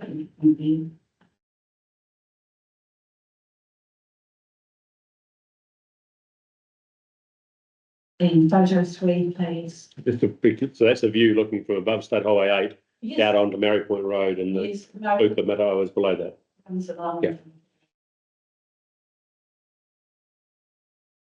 The built form will stretch for 750 metres along the escarpment ridge. And could I have photo 4, please? Right, since this is a photo taken pre-COVID, so since that time, a lot of the shelter belts have been removed. I'll just show you what is retained. That's still retained there, and part of this is still retained at the end of Mary Point Road. Otherwise, the others have all been removed to get to the Pines area. Right, the 16 houses will be positioned 750 metres along the escarpment here. So they'll go from Pines. I have a very steady hand. There. Sorry. Nerves. Right. The mitigation plantings will extend 850 metres along Mary Point Road here from there all the way along here, 850 metres, some distance. The expanse and density of the screening will appear at odds with the open landscape and the few pine shelter belts. We are told the subdivision is designed to incorporate into the existing landscape and ensure future residential buildings are of limited visibility. These words do not match the reality of the exposed flat site. There are 16 building lots positioned in a revised clumped linear pattern on a flat exposed terrace. There are 12 lots that will still be highly visible near the edge of the escarpment, and all 16 lots will be highly visible from Mary Point Road.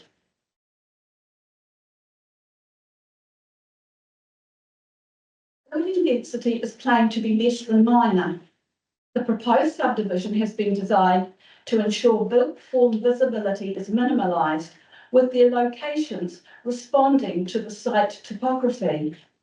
It is fanciful to believe that the 16 dwellings placed on an expansive flat terrace will somehow simply disappear from sight. Could I have the video, Norrie Point Road, please? The subdivision is highly visible from Norrie Point Road.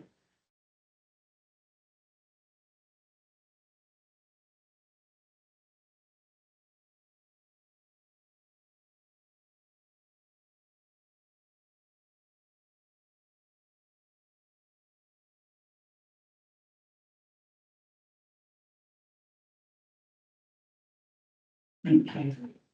Can you just play that again, please? So, sorry, the first bit of pine tree was the shelter belt? Yeah. Yeah, right. And this is how, when was this done recently or? Yes. Yeah. You can see the poles. Yeah.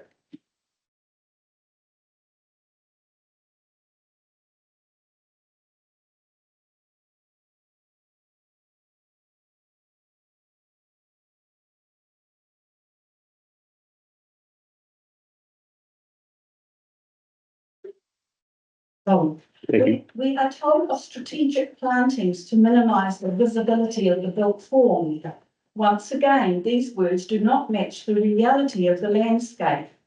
The strategic planting is an 850 metre long wall of screening vegetation along Murray Point Road, an extensive wall of vegetation at odds with the open rural landscape.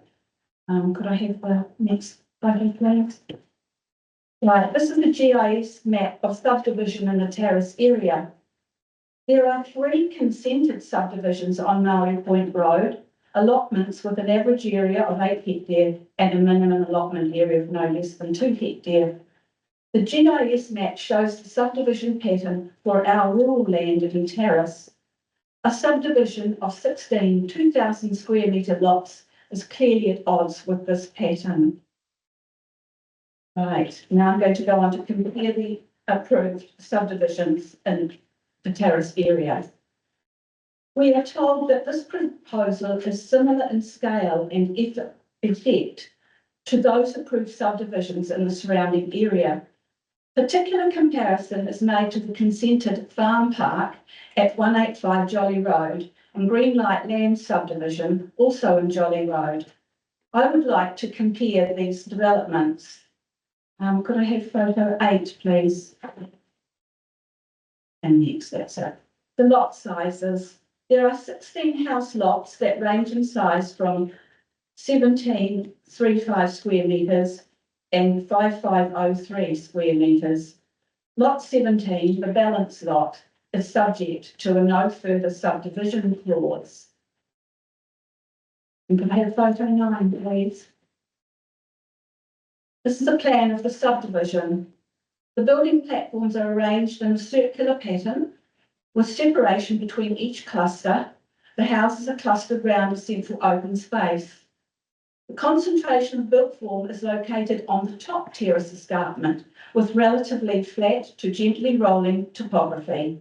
Future buildings are screened by the natural topography, thus mitigating adverse visual effects. A number of mature shelter belts are present on the site, which are to be retained in perpetuity. These established pine shelter belts provide further screening of built form. Some mitigation planting is required for lots 7 to 10, when viewed from a higher elevation on Jolly Road.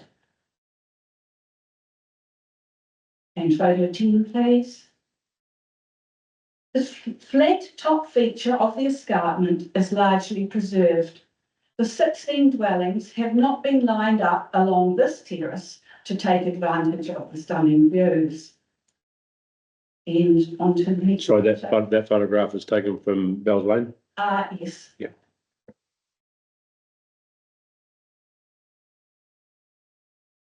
These are the lot sizes for Greenlight Lands. There are 10 house lots with sizes ranging from 4 hectare to 16 hectare.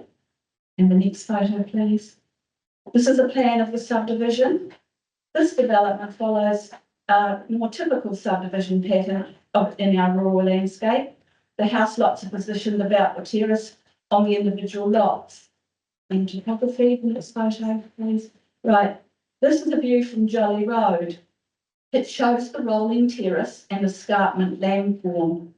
The built development on the residential building platforms are screened from public view by topographical features, thus mitigating adverse visual effects. Some mitigation planting is required for lot 2. And the escarpment terrace, please. The terrace flat top feature has been preserved because it was important to the developers that the escarpment itself and the line of its flat top was not affected. And I congratulate those developers for preserving their terrace. Right. Where's that photograph taken? That is also taken from Bell's Lane. Closer to the intersection with Close to State the Highway 8. intersection. Yes, no, further away, because closer to the intersection, you get landscape behind you. So this is probably a bit nearer Taffy's. Oh, yeah, okay, right, cool, yeah. Right, photo 17, please. And the next one, please. Thank you. The building platforms present, this is our Clutha Plains Trust, and we're looking at the amended form. The building platforms present as a clumped linear pattern of 12 building platforms, with a second row of 4 building platforms tagged in behind. There are 16 house lots, 2,000 square metres in size. Topography, please. Next photo.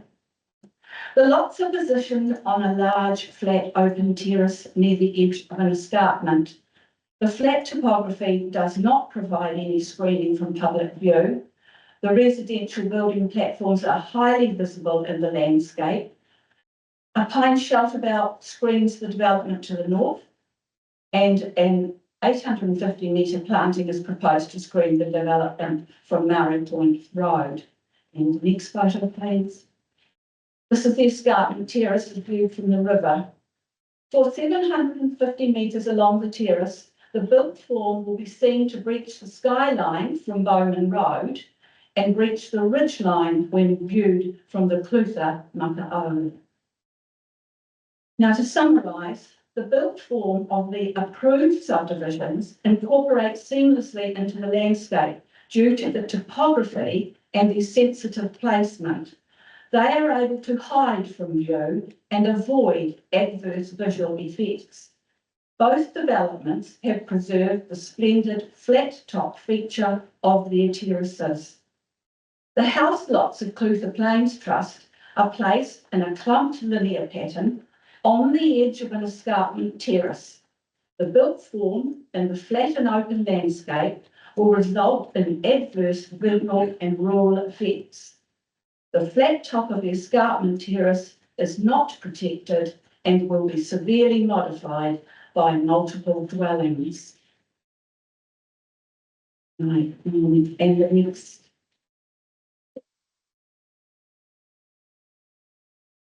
You can expect the houses to be built across the width of their section to capture the views. This photo is GIS map taken in Pisa moorings. They are 1,000 square metre lots. They are half the size of the applicant's 2,000 square metre lots. And you can see that the house has been built to the front and across the width of their section. Photo 22, please. Right, this photo identifies Bell Avenue in Cromwell. These lots are 4,000 square metres. They are double the size of the applicant's 2,000 metre lots. You can see that the houses have also been built to the front and across the width of their sections. So these lots, when viewed from the front, are dominated by building form as each owner aims to capture maximum views. The lots at Maori Point Road will be no different, and the building density will be more than minor. I asked my husband put the boat out on the lake so we could take a photo of the houses, but he wouldn't. Shall we send him away? Tell him to come back when he's done it. Right, so the next photo, please, is the Cromwell Master Plan. Now, I'm not going to read it, but you've got my notes, and you're familiar with it, but it also refers how the Cromwell Master Plan refers to development in terrace, quite restrictive. And I'll go on to my concluding summary. We all wish for a diverse, thriving community and sustainable growth in terrace. We have been able to balance growth with maintaining our valued rural landscape, wide open spaces and mountain views. This development is not like any approved development in terrace.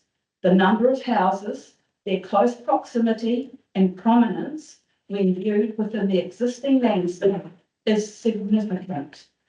The development does not uphold landscape, visual and rural amenity values. I support the findings of the S42A Planners Report, Kirsten Royce, in its entirety. I cannot support this development and ask that council decline this application in its entirety. Ngā mihi nui. Thank you for listening. Thank you. If it's okay with you, probably rather than ask you questions now, we might wait till we hear from Wayne and then, because it could be that we might ask a question he's going to cover up. Does that make sense? Does. Thank you. Welcome, Wayne. Thank you for the opportunity to speak to you today. My name is Wayne Marsh. I live at 165 Bowman Road with my wife Billy, daughter and 2 grandchildren. I've lived here permanently for 21 years. I have been identified as an affected party and I support the findings of the S42A Planners Report, Kirsten Royce, in its entirety. First photo, please. Poles viewed from our house at 165 Bowman Road. Don't play it yet. Oh, no, please do. Sorry. The Align report refers to the effect on 165 Bowman Road as follows. No major changes to outlook with the increase of lots. The building platforms are set back approximately 18 metres from the top of the escarpment. And with the addition of planting to the escarpment, this property should not get any views of the development. This is incorrect.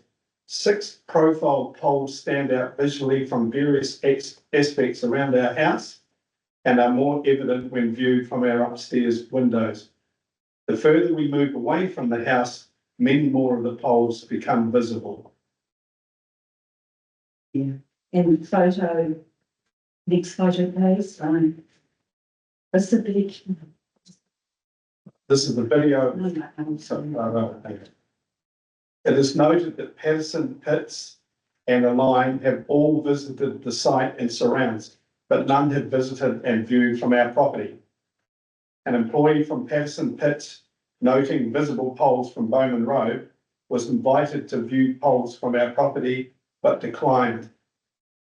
The applicant acknowledges the need to respect our privacy. However, the sighting of 4 house lots reaching the skyline directly above our house and property clearly contradicts this. Even after having read of our concerns as to the visibility and intrusion of house lots 1 to 4, the revised building lot plan does nothing to address these issues.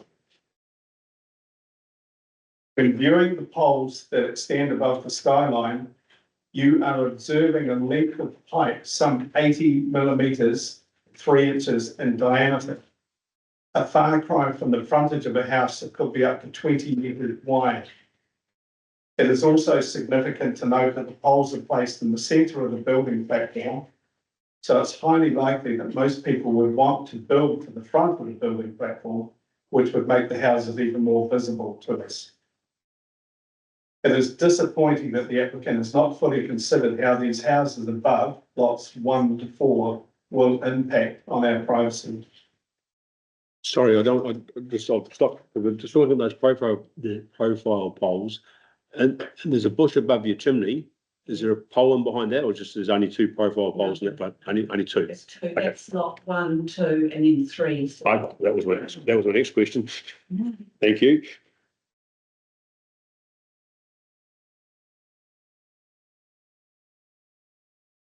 Patterson Pits diagram. The rearranging of the house lots does nothing to address the multiple breaches of the skyline as seen from Bowman Road. Patterson Pits have identified 9 lots that can be seen from Bowman Road, all breaching the skyline and the ridge line. From V2, try and keep my hand. V2, only lot 2 can be identified down there. Yeah, Down. there, I've got it. However, just south of V1 on Bowman Road, lots 1 to 4 are visible on the ridge line. All 4 houses are visible on the ridge line. Also north of V6, Here, lots 1 to 4 are clearly visible. These haven't been identified. Right, 3, hold view from the river. next one, 3. It was noted that on the same plan that the Clutha Matter O is not considered to have any effects due to the setback. But the report identifies 4 lots that can be viewed. In the photo. And we have, we've got the GIS note that to stay there. You just keep it there. So from the GIS map of site at Pump House. Right, from the site, looking towards the terrace, 11 holes can be identified. Hole 12 cannot be seen because it is on the ground. So there are 12 holes. Only 11 are upright at this point. That we can see. Play the video, I think.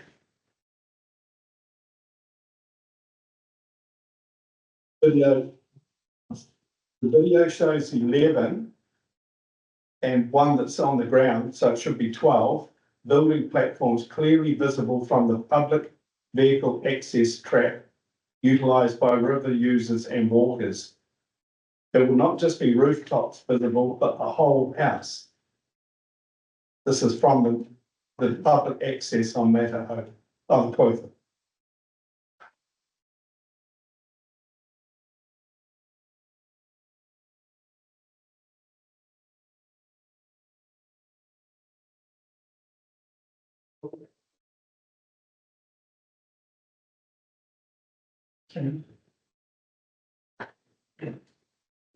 Or grassland on the escarpment face.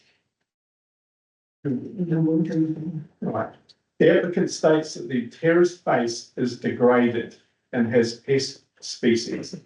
I agree about the pest species, but these can easily be removed. This has been done by both neighbours to the north of the applicant's property, which is a continuation of the same terrace face. This has left the wild golden grasses to grow, which enhances the natural nature of the terrace face and typical of many terraces around terrace. Will we have the video now, please?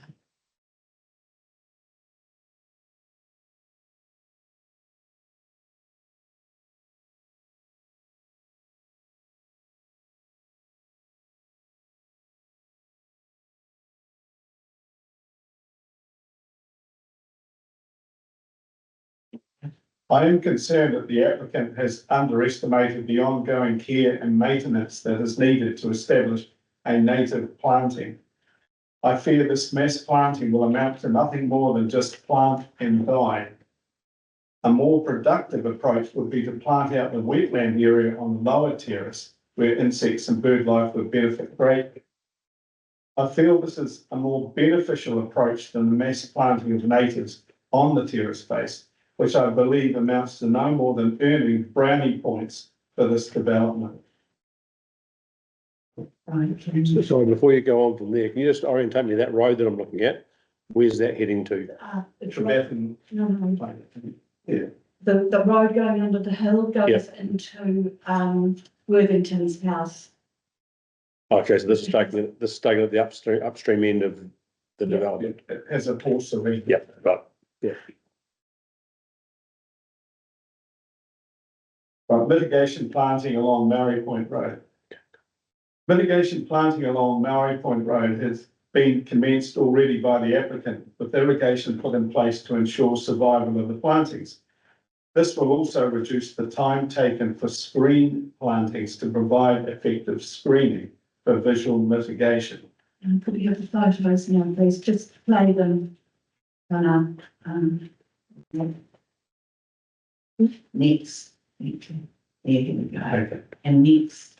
I fear these tiny plants will be smothered by the weed growth.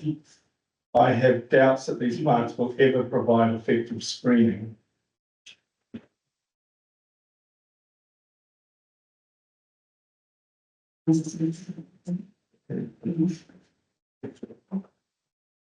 Houses on unproductive land. The applicant's submission frequently states that the building lots are sited on currently unproductive section of the subject site. The photos show grazed pasture under irrigation and healthy pasture, all with building poles on them. Thank you. Next. Next, please. Right. Right. New road to be formed down the escarpment. The existing farm track down the terrace face connecting to Bowman Road will remain a farm track and will not be used for rural residential purposes. The Bowman Road access will not be utilised to access the new residential farm pack lots and will remain to provide access to the lower terrace lands for farming purposes. I note a recent change has been made to this condition. To quote, the subdivision design provides for access from lots 1 to 16 down the terrace base to Bowman Road and via Trevathan Way to the Clutha River. I would like clarification of this change referred to in the Madison Albertson report. I would expect this road to be upgraded to the same extent as the new road from Maori Point Road. And with the use of Bowman Road, the applicant be required to share in its maintenance as it is a road user maintained, as it is road user maintained, it is not maintained by council. The applicant has stated that the subdivision will fund the realigning of the transmission line, the installation of a pivot irrigator that would increase farm production by up to 20%. That is all very well, but I would say that this alone does not justify an inappropriate subdivision. The important thing here is the placing of the house lots and their impact on the rural landscape, not the justifications related to farming. But in conclusion, the terrace top is very important to us. It is a significant feature of our property. We live in a natural amphitheatre and enjoy the pure line of the terrace top. Others also get to enjoy this feature from surrounding roads and the river. Thanks. This breaching of the skyline is okay. So thank you for listening. Thank you. Just while you've got that photograph up.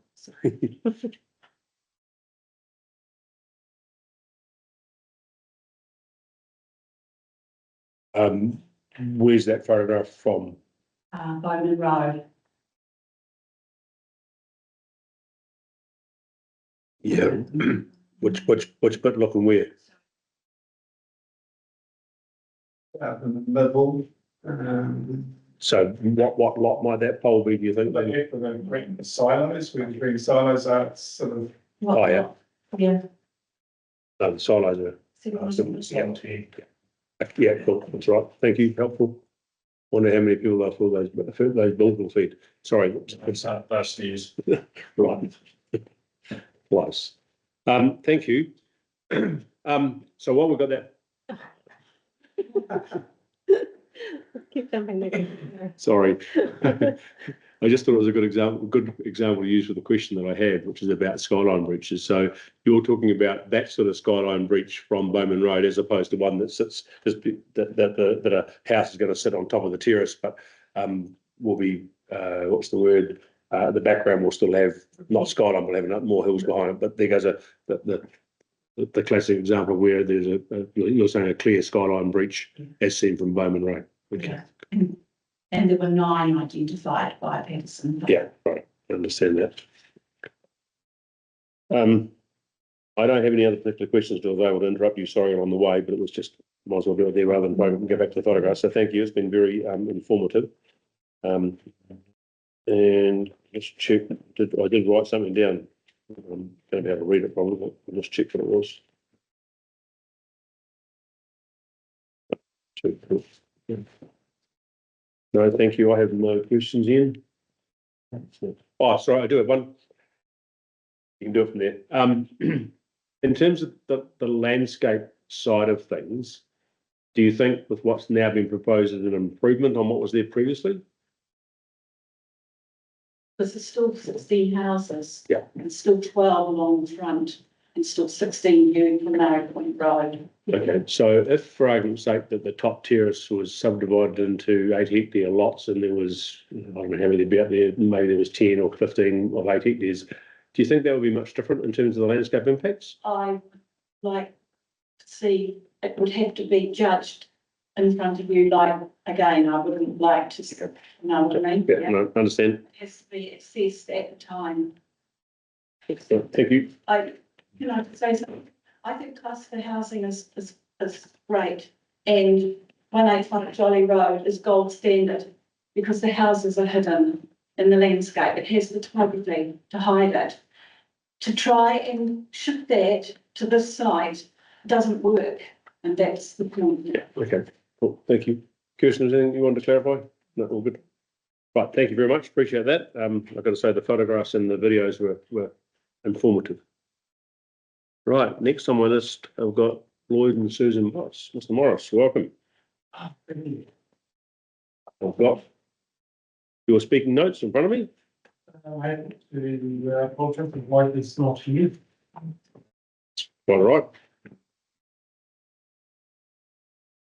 And I have to say I'm a little bit nervous. No. Picked out at 185. Nothing to be nervous about. I'd just like to thank the panel for the opportunity to speak like everybody else. It's good to be able to front up and have a chat. So my name is Lloyd Morris, and my wife and I have recently built a home on near my farm, 185 Jolly Road Terrace. You've just been hearing about that. I'm a civil engineer by profession, but speak here in a private role with a professional capacity. Engineers, as you know, like to have an orderly mind and like to have problems, and then they want somebody to give them time and lots of money to solve those problems. So when I speak here, it's looking at things, in my view anyway, a little bit. But when I reflected on the content of the submissions table in response to the Clutha Claims Trust proposal, both in support and opposition, it seemed that both sides were more or less wanting a similar outcome.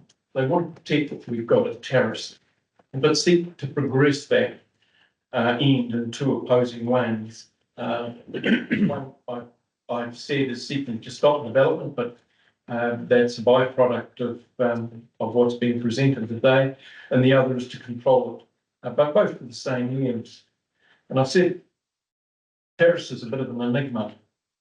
On one hand, there's nothing special about it, and on the other, it has immeasurable value.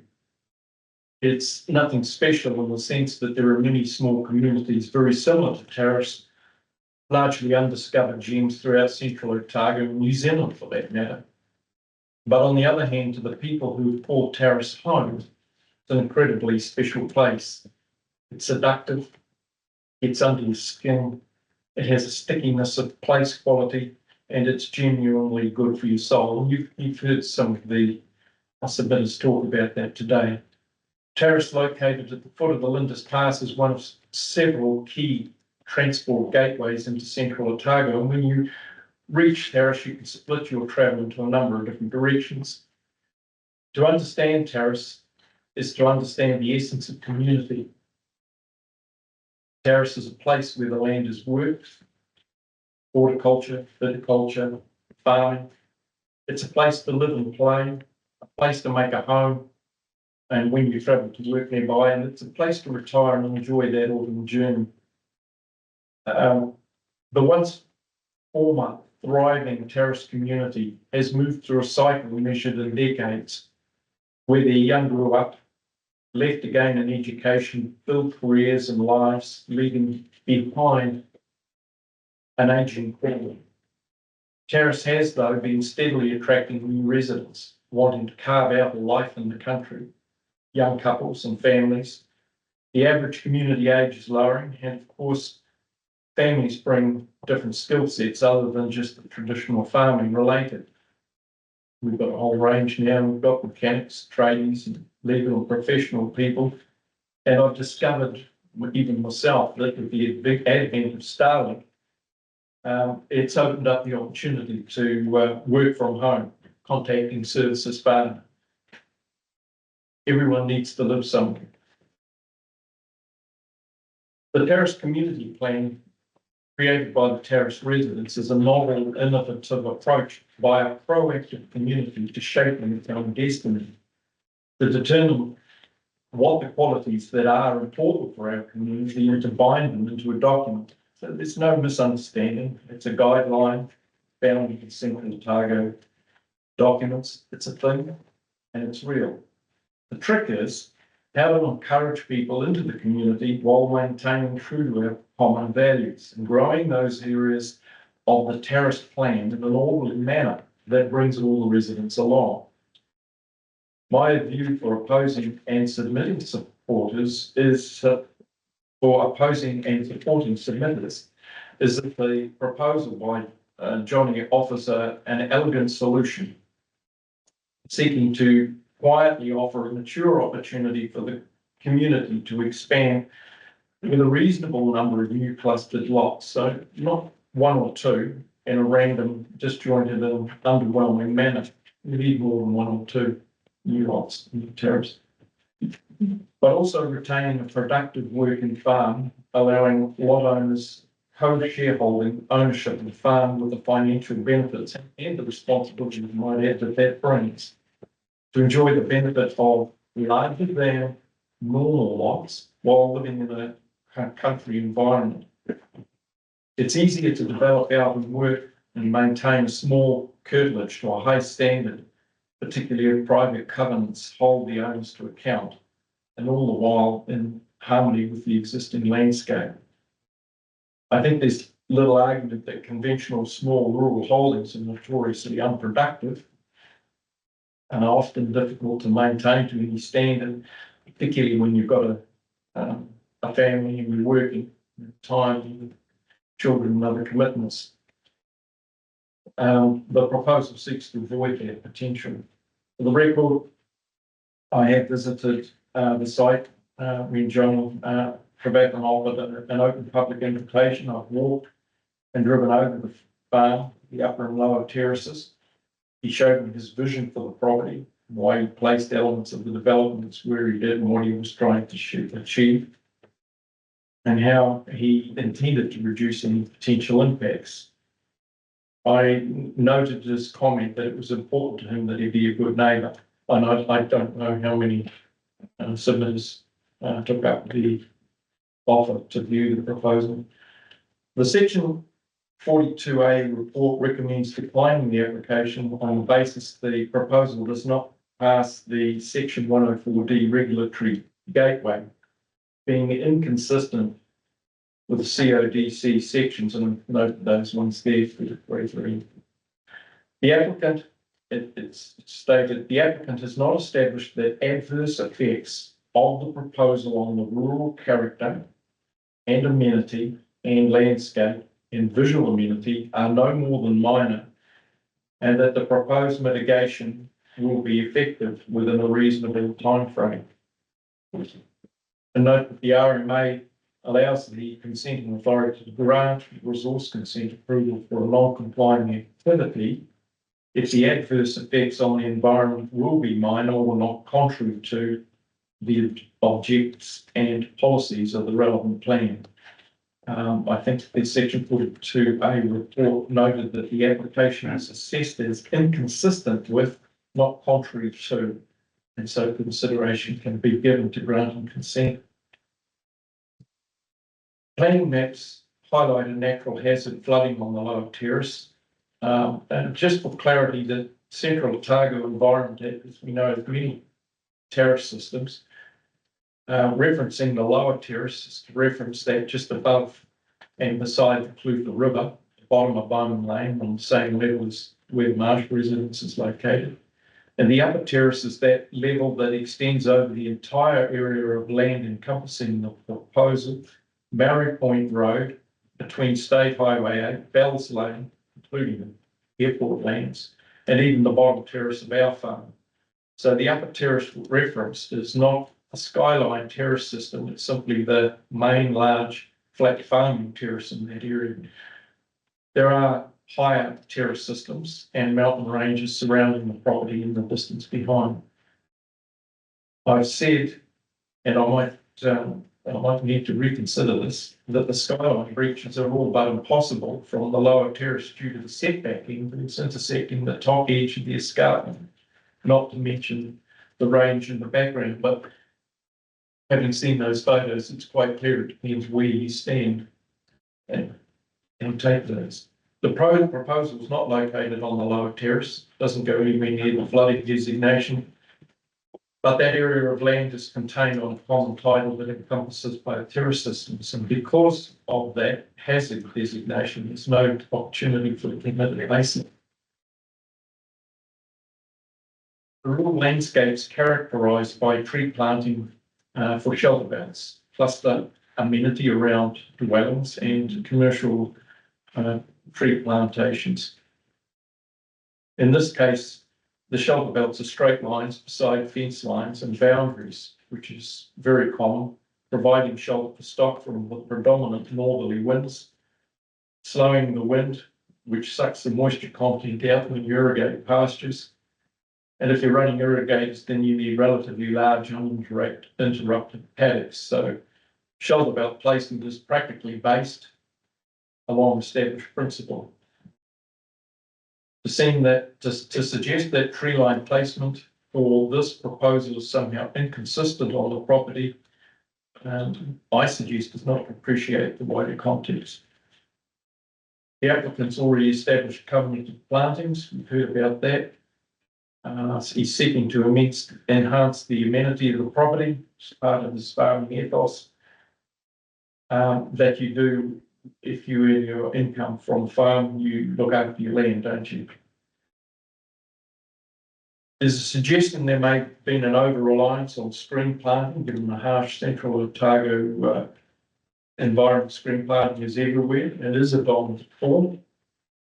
And driving along the Cromwell to Wanaka Highway, I used the opportunity to stop on the side of the road to look across the western side of the Clutha properties, just to see what the visual outlook was. And the question sort of becomes, what is the visual landscape you're expecting when the distance seen outlook is characterised by what you expect to see? Distant shelter belt trees, buildings dotted along the edge of the Clutha, some discrete, other buildings in more exposed positions, clearly over the Clutha, various plantings, farm pastures, lots of water irrigators, and in the foreground, orchards and other plantings and general farmland scenes that create a visual clutter that embraces rural life.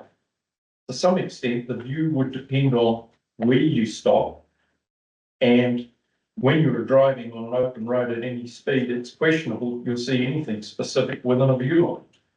We're not using binoculars, so we're not pulling the view into the forefront. And arguably, the proposal would not create anything that you would not expect to see, or that would be absorbed into the context of the existing environment. And nor would you expect this proposal to be treated any different than what is established. I don't believe there's any objectors from that side of the Kluger.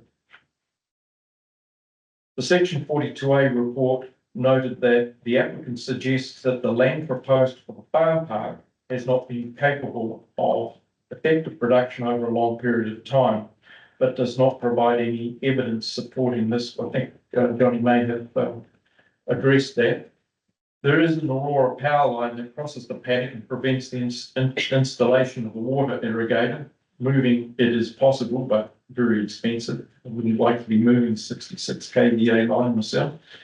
And Johnny Trevathan advised the subdivision would be able to fund the moving of that power line. As things are, the subdivision area is not irrigator, doesn't form water from travelling irrigating. Clearly, from a farming perspective, it's not as productive as it might be. The report noted that the development will occupy an area of 13.26 hectares of land, including mitigation planting, which is approximately 10% of the total land area. I personally just found that a little bit misleading, and excluding the mitigation planting, found that it was more around 3.8% of the total farm. I thought it was important, as it suggested the proposal was taking more of a productive farm than it was. The Clutha Plains Trust commissioned the Aligned Landscape Report required generated by the application and responded to the original draft layout and informed the final presentation details. CODC directed a landscape peer review be commissioned from one of two specified reviewers. SLR subsequently produced a report with an alternate view, somewhat contrary to the aligned report. The section 42A report was ultimately informed by the SLR report, and led to a recommendation that the resource consent be declined. I don't think I know any two landscape professionals that agree on pretty much anything. And in my career, I found the same thing. The only time I really get nervous when professionals peer reviewing don't agree is when they're structural engineers doing designs on their buildings. It's the only time I really get nervous. But in terms of landscaping, I've never known, and heritage is the other one, they never agree on anything about it.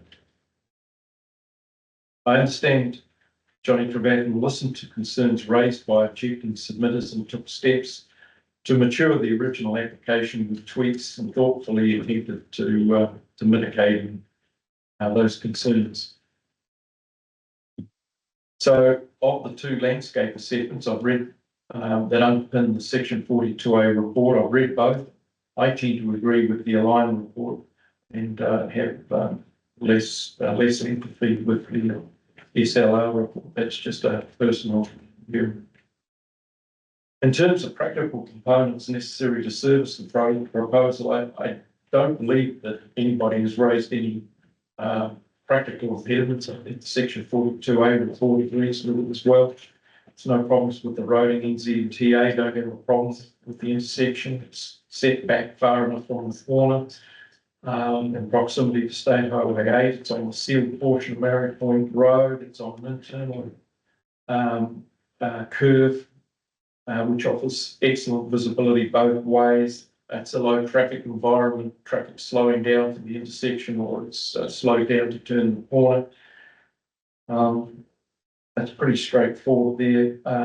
As for it, the property being, the internal roads being metal roads, it's a private farm park, and therefore you're not expecting the public to be there.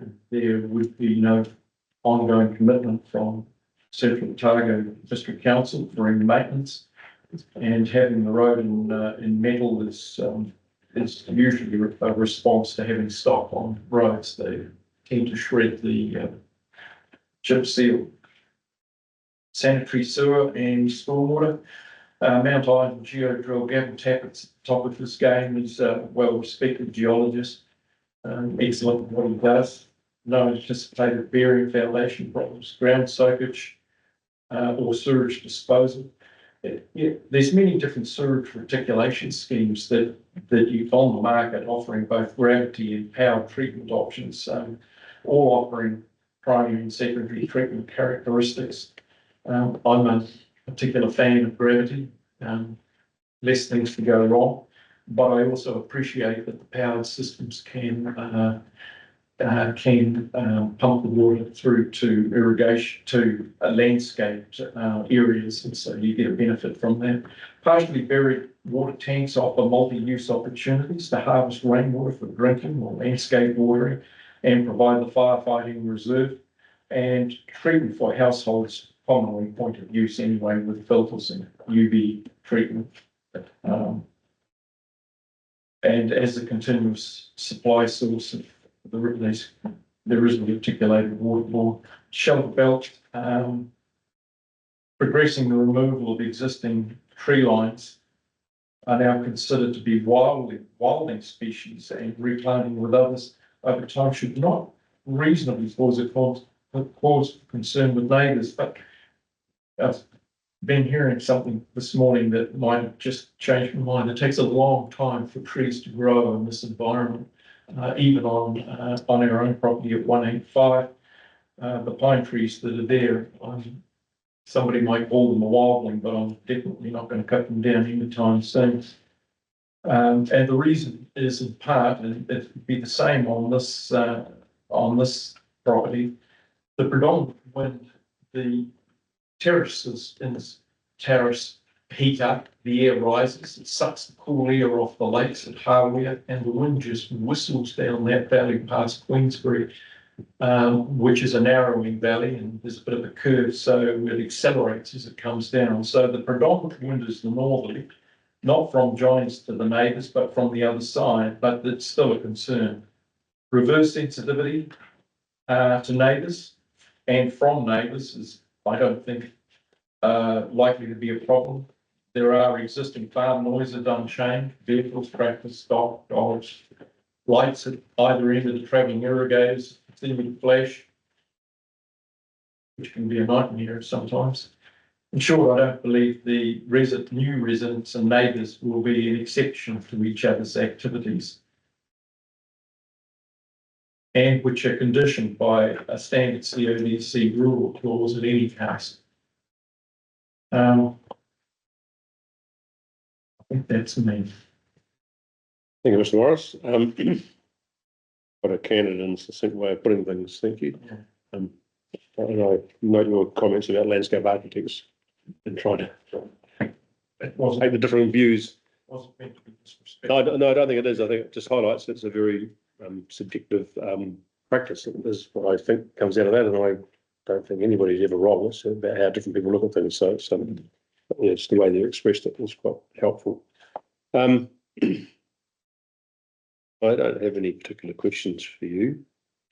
Although I do have one, and I'm not sure how relevant it is, but it might help towards from a landscape perspective, because 185 Jollies Road for that subdivision consent was quite crucial around the landscaping side of things. What do you think the key differences are with that side and this one? The key differences between that site and this one in terms of not the site and the proposal. So somebody's already said today, I think it was very much that each site is judged on its merits because they all have different characteristics. We took a view that we wanted to locate everything on the top terrace. It was further back from Bells Lane, where there was a heavy traffic content, and everything over that side is visual. If you were we're on the top terrace, we also have a middle terrace and a lower terrace. If anything was on the middle terrace, it would be visible, and we're likely to have a lot more people showing concern. And the same thing occurs on the bottom terrace. By being on the top terrace, you're away from it. That's the only thing that was a point of difference. But if you reflect on the whole central Otago area, you've got terrace systems all over the place, and so the lower terrace next to the river is, it's valid, it's a thing. The main terrace where the airport thinks they're going to be located is the more publicly linked location. You're driving along the highway and you're looking at the Felicity, at the Hayman's farm, you're looking at all the other properties that are sitting. You are travelling at 100 Ks, and so what you see is just a flash of lights.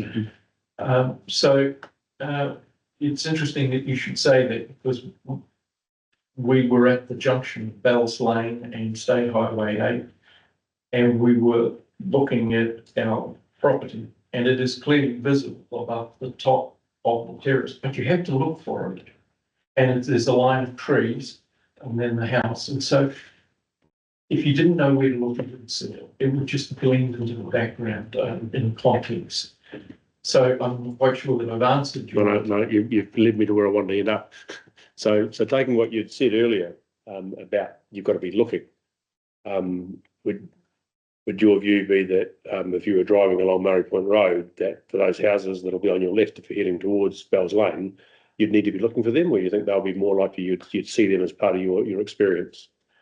To be honest, the last time I drove along Bells Point Lane, my teeth were shaking and my head was really falling out of my head because As soon as you said the last time I drove, I knew what you were going to say. Yeah, that's because Johnny keeps on putting tractors on it. Yeah, it was something. But anyway, driving along there, there's always things to look at, but I find that you're looking at great harvesting machines, at this time of year I was coming in and I was just looking at people working. So there's always things happening.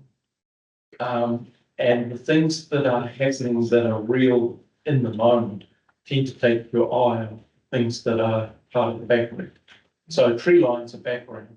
Yeah. I see the tractors happening, or somebody moving stock, or a quagmire where Spears hasn't moved his cattle and they're just, in place and very hot. You see those sort of things, but you don't tend to notice the houses. We did drive along Elliott Road. I think Elliott Road's on the other side of Lynch's Crossing. We had a look to see what we could see down there, and there was a little cluster group of housing, about a dozen letterboxes and on the road. Road, yeah, that's right. On the road, sorry. I worked out where you were talking about, really. Yeah. Yeah, So okay. it's the same sort of thing. Right. Because I guess it's sort of what you're giving some insight into from your experience is probably another way of looking at it, which is not about strictly from a landscape architect sort of professional viewpoint. It's more about what the Joe citizen, for want of a better word, may or may not see. Yes. Yeah, everyone will have different views on that. There's nothing quite provides a community like an airport proposal or a gold mine. The only thing we're waiting for is either Contact or Genesis to put a power station there now and just complete the trifecta, and we'll be very pleased. Well, one of those ships sailed. Just saying. Anyway, thank you. Ian, any questions? Any clarification? Thank you, Mr. Morris. That's very helpful. Thank you.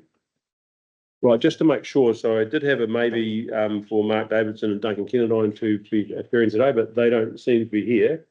So someone's doing a fantastic job about the timing today. It says 12:45 lunch. It's 12:45. That's never happened before. Karen, you're amazing. Terrace farm, yeah. Yeah, that is true. Yeah, we'll be back at 1:15. Thank you.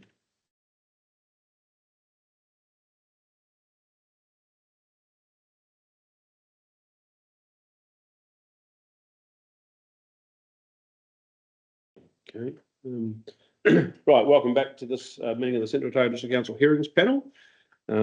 We adjourned having heard from the submitters and the applicant, and now we're going to resume with hearing from our planning consultant. But first of all, I think the first part of that will be Rachel Annan, the landscape planning peer review, is going to be up first. So on Teams, we should find Rachel. There she is. Yes, hello. Can Welcome. you hear me okay? Yep, good, thank you. Now, if it's all right, I was going to read through just key sections of my evidence. And I've also just made some notes in response to discussion this morning briefly. Yep, that'd be great. Thank you. I thought you might have done that. So my evidence provides an explanation and summary of landscape-related concerns of the application. Relevant matters include the landscape character and the visual amenity effects. So in cluster development outcomes, in the rural environment, the use of cluster development or group dwellings with a share of a remaining balanced lot enables the retention of open space, be it for the purpose including productive rural land use or conservation.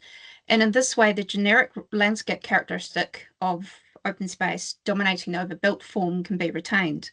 So cluster development provides a concentrated development pattern, and to sufficiently address distinct local landscape development, local landscape values, such development also needs to be set out to avoid more sensitive and or prominent landscape areas.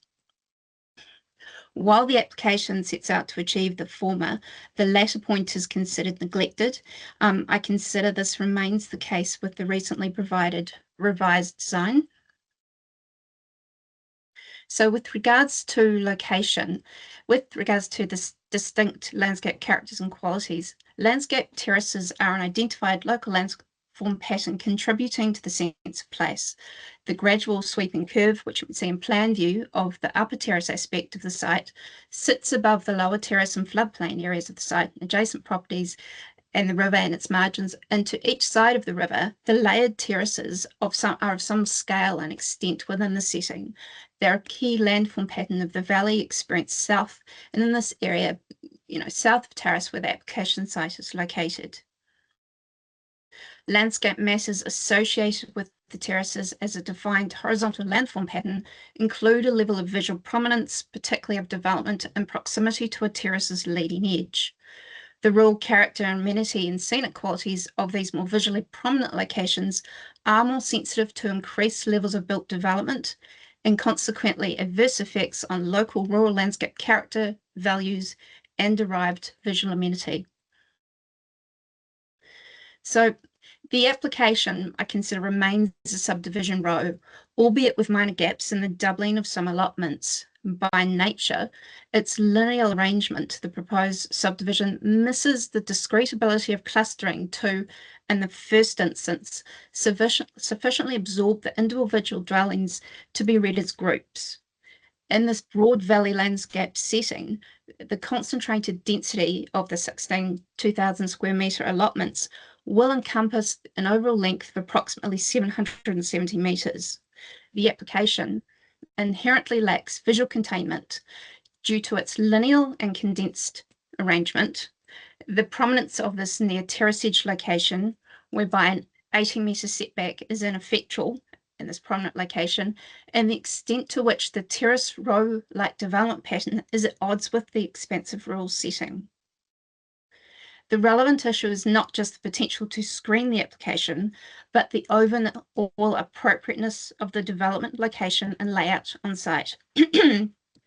Adverse effects are not considered to be effectively mitigated by secondary measures of revised planting or of a reduced maximum building height. Further to this, planting proposed near entirely sits between allotments without some vegetation fronting future dwellings, and this opportunity is lost then to visually soften the built form. So the revised application has been considered as set out. However, supportable alternatives are considered available, which could accommodate productive areas and existing pivot irrigation, without directly redesigning the application. An approach which effectively addresses the following matters would be recommended, and that would be to avoid the linear arrangement in proposed upper terrace location above the escarpment, to relocate more than half of the proposed dwellings away from this currently proposed location, to create at least 2 very separate development areas on site. Within these areas, to break up the allotment pattern into more distinct and discrete cluster arrangements, and one that is supported by a more effective planting framework built form conditions, and curtilage restrictions. Cluster development can provide positive outcome for the rural landscape when responsive to the distinct landscape character of its location. However, in combination with the proposed development pattern and placement on site, will serve to highlight, not to integrate, the application. Relevant issues include landscape values and capacity of this location within the site with associated visual prominence. On this basis, the application is considered to set out overt domestication or urbanisation within its rural receiving environment. Thank you. So I can wait there, or do you want me to go on to comments from this morning? No, go on to comments from this morning because you might answer the questions otherwise I have. Okay. So I also wish to respond to the discussion this morning regarding the lower terrace and associated landscape values and sensitivity with that area. So the lower terrace is an area where scattered rural residential development is present on neighbouring properties. A brief desktop check this morning indicates that the escarpment base is some 700 metres from the river, Bowman Road some 600 metres from the river. I do not recommend alternative developments that would be within areas of risk to flooding on the lower terrace or of inappropriate placement in relation to the river, or which would negate ecological values.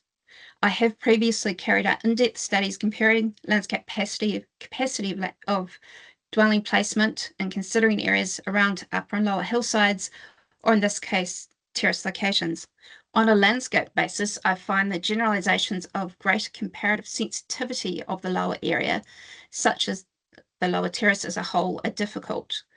The prominence of the proposed application's location to the front of the upper terrace is keenly associated with the proximity to and location above the escarpment, in combination with the lineal arrangement proposed, and I think the Marsh submission videos and stills also highlight this.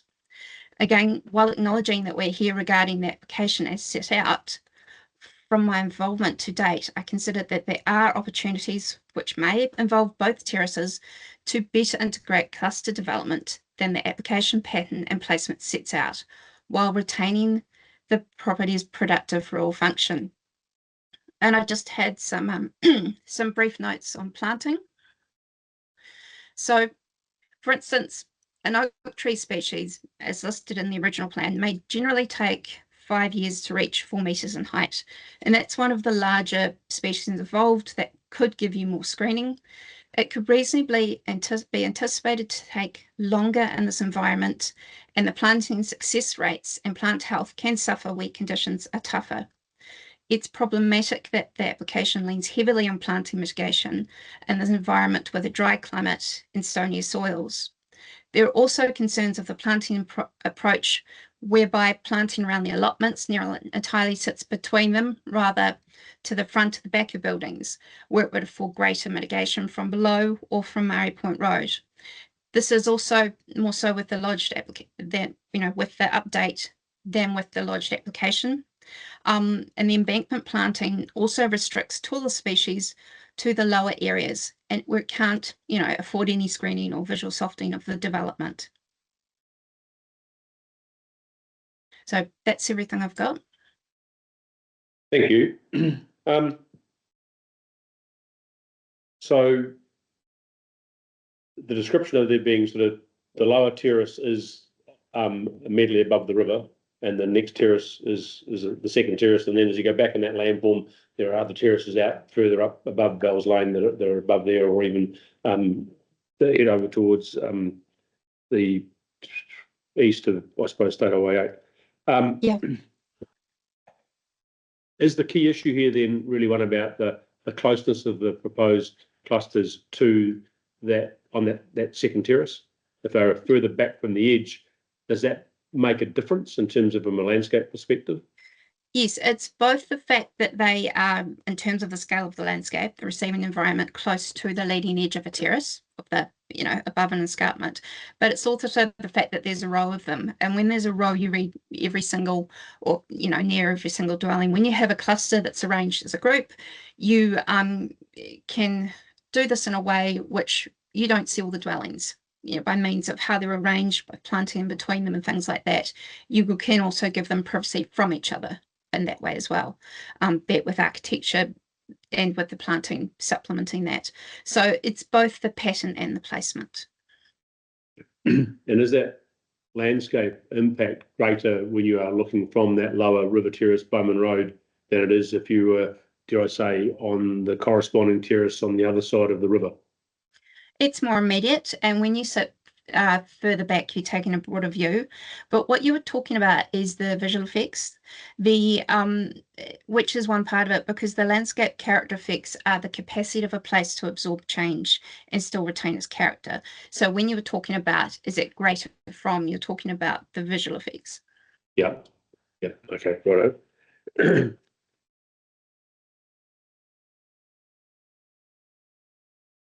And at your paragraph 18, would an interpretation of what I'm seeing, what we've written there would be sort of something similar to what's been done with the Jollies Road subdivision, for argument's sake? Would that be something that the sort of things that you're talking about in paragraph 18 would be connected to, or am I making a wrong assumption?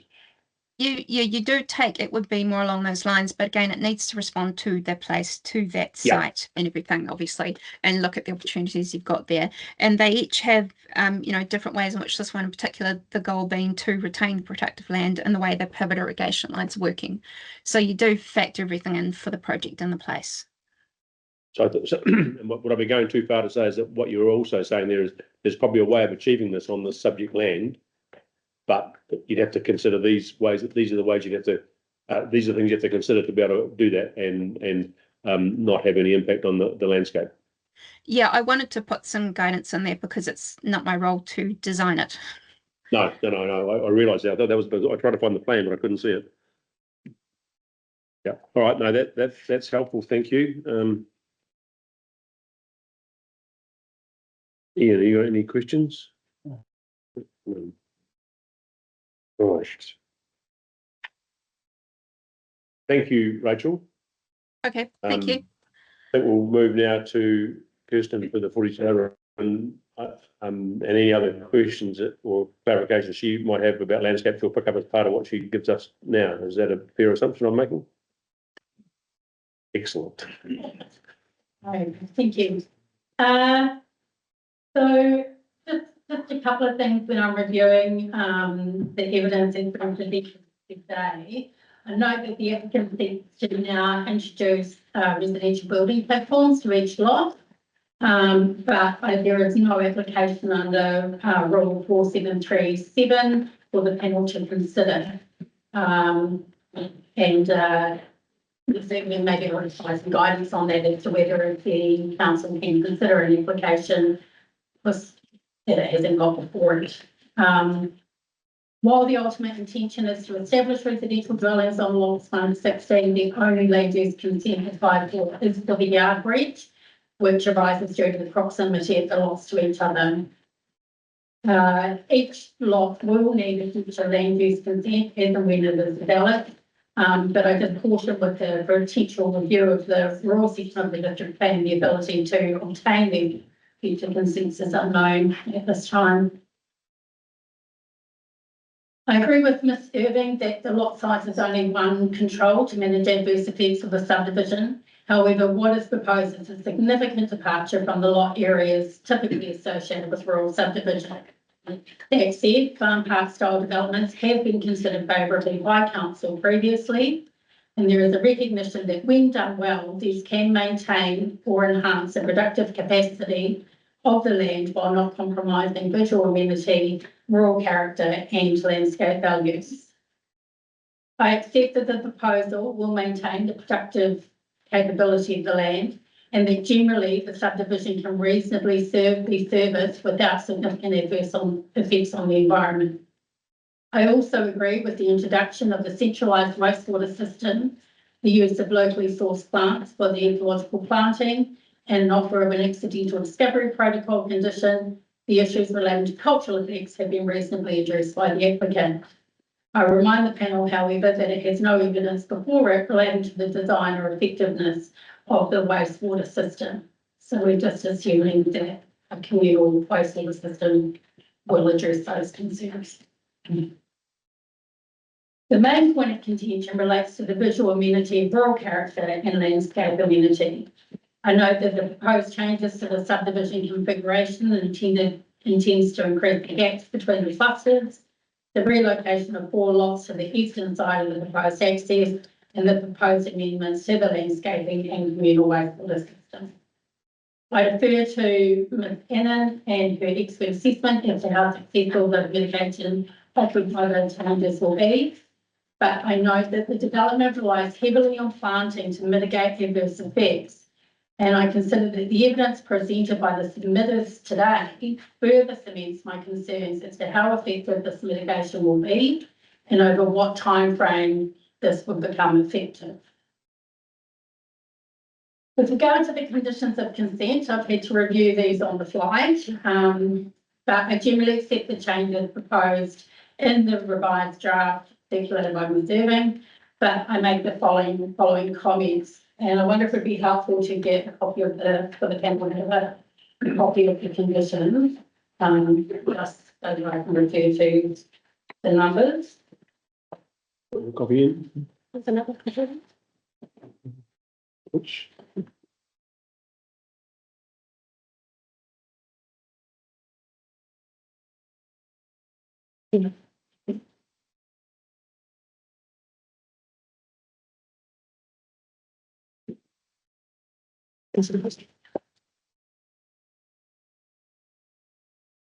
Yep. Right. Okay, so for conditions 6B, which is on the second page, I agree that an esplanade strip to the Lindis River is not required. There is a bit of a numbering error, and I'm not sure if that's from me or just a big copy of it. But what should be 8B, which is the condition relating to the management company. I just wanted to make sure that the management company is responsible for the management of the tree removal, the ongoing woodlot removal, and whether this should be specified in the conditions, and also whether the reference to the covenant areas for lots 1 through 16 should be removed. I hope that the applicant may address these condition matters in their right of reply. Condition 8I9.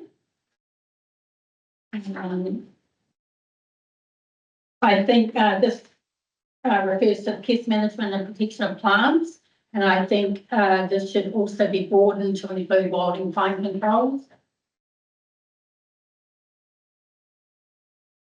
Condition 9 relates to the consent notice conditions. Condition 9B, that is the condition that relates to wastewater, and I assume that condition will need to be revised to reflect the communal wastewater treatment system, whatever that is going to look like. Sorry, which one's that? Condition 9B, I think it might show as condition 2. Yep.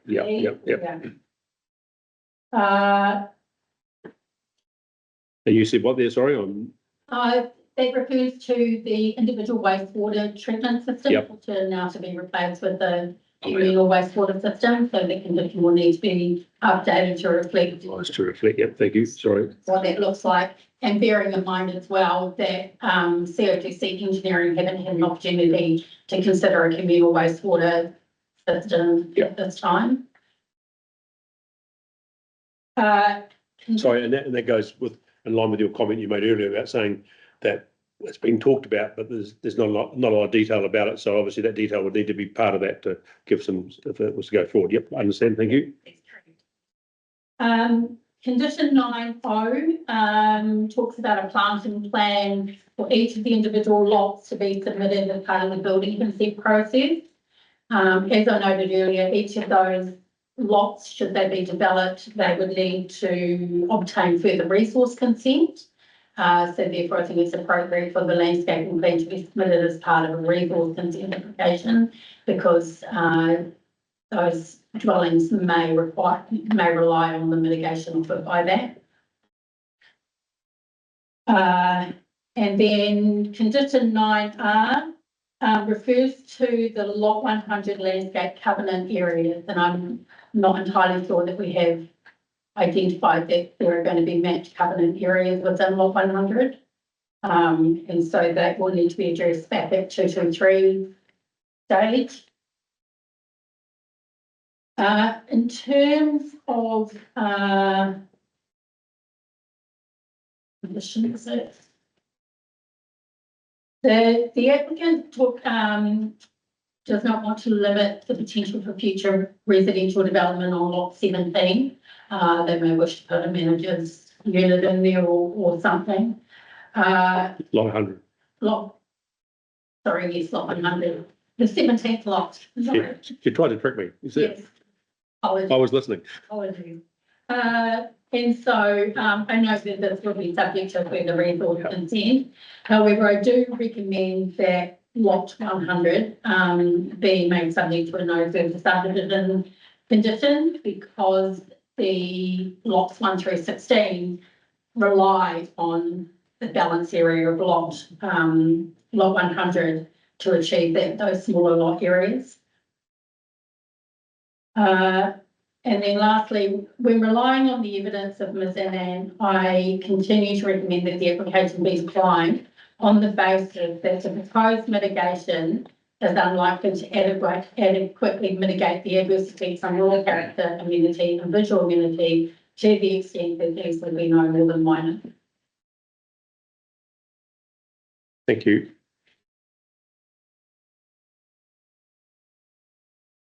But just so I'm, in terms of the, so I'm quite clear, in terms of the 104D hurdle, from a planning perspective, do you think that the revisions have addressed the issues about being contrary to our policies, plans, policy rules and objectives, or is it still? I don't believe I found the proposal to be contrary. Right, that's right, that's good. No, I read something that confused me, so I want to make sure because I thought I tried to read it several times and it doesn't make sense. Yeah, okay. I found that overall the application was consistent with most, but contrary to those objectives and policies relating to rural character amenity. Not contrary, sorry, inconsistent with. So therefore, in terms of 104D, you have that pathway available to you to consider granting the consent. However, in terms of adverse effects on the environment, I consider. No, thank you. I read what you said in 138 wrongly. And now you've told me what you did. I've reread it and thought, how could I possibly have made that mistake? Yeah. My apologies. Thank you. Ian, any questions with respect to that? No, I think it's, yeah, obviously it's balanced in terms of the landscape side of things is the tipping point here for us to consider going forward. And I think at this stage, I've got no other questions that'll help me one way or the other. I think the key thing for us as a panel is that as we move towards deliberations, depending on the applicant's right of reply, which I'll get to in a minute, we may have some questions that could come out of that deliberation process yet, but that's my gut feel at this stage. But thank you. So no questions of you or further questions of Rachel. So now I'll invite the applicant to have the right of reply. Well, I've got a funny feeling what I'm going to be told.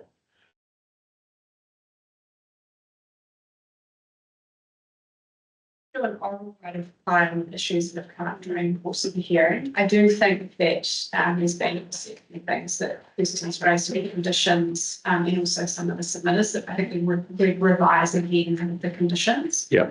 But that would avoid at least a written right of reply on the legal or sort of summary issues, unless you prefer that we just do it all in one go and kind of. Yeah, I guess part of it says it would be good to have it in one cohesive lump, and I don't want to delay things by doing it and writing just to rely on that. But if you want to make some observations in orally before we finish, then I'm happy for the full right of reply to be given in writing, because I think that might a verbal response today might give the submitters some idea about what you might or not be thinking about, and then a full written, rephrase that.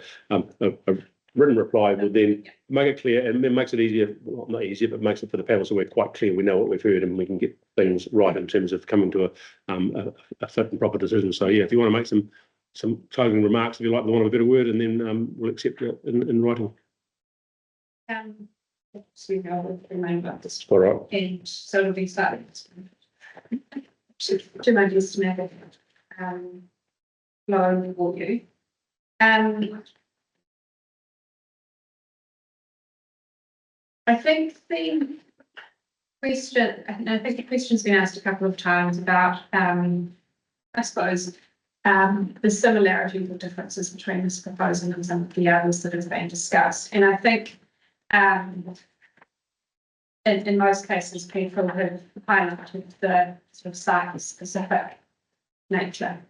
And I think that was, I suppose, what I was endeavouring to run through in my opening submissions about the way that the policy framework sort of directs development within the rural zone. And it is very much about understanding the, I suppose, the local context and what those values are, and then providing space for a response to that that's quite specific. So I think perhaps some of the differences that this site has, that to take the 185 Jolly Road as an example, that we've been working around is obviously the existing farming operation, the existing pivots, Johnny's desire to be able to put efficient irrigation infrastructure on that top terrace, and how that has contributed to, I suppose, the design solution that's been adopted. And that strikes me as an element of consideration that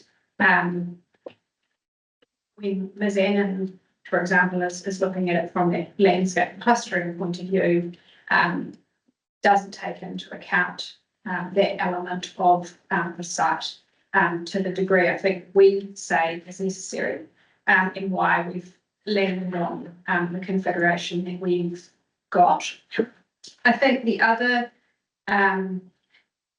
matter to consider there is, although the terrace is obviously a local landscape feature, it differs quite a lot from, I think, the flat top hill that Ms. Marsh referred you to, which I think has actually been identified outstanding natural feature.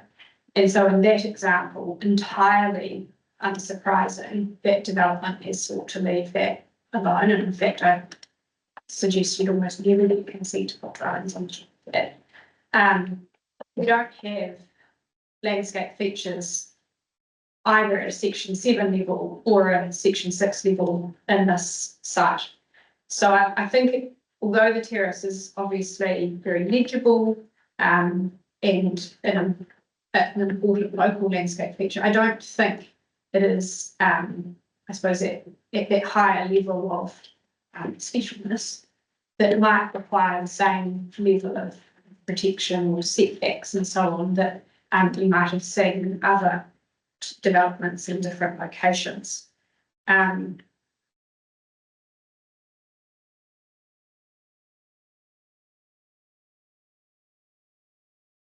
Considering some of the matters raised by Linda Hamilton, the suggestion that the proposal is medium density.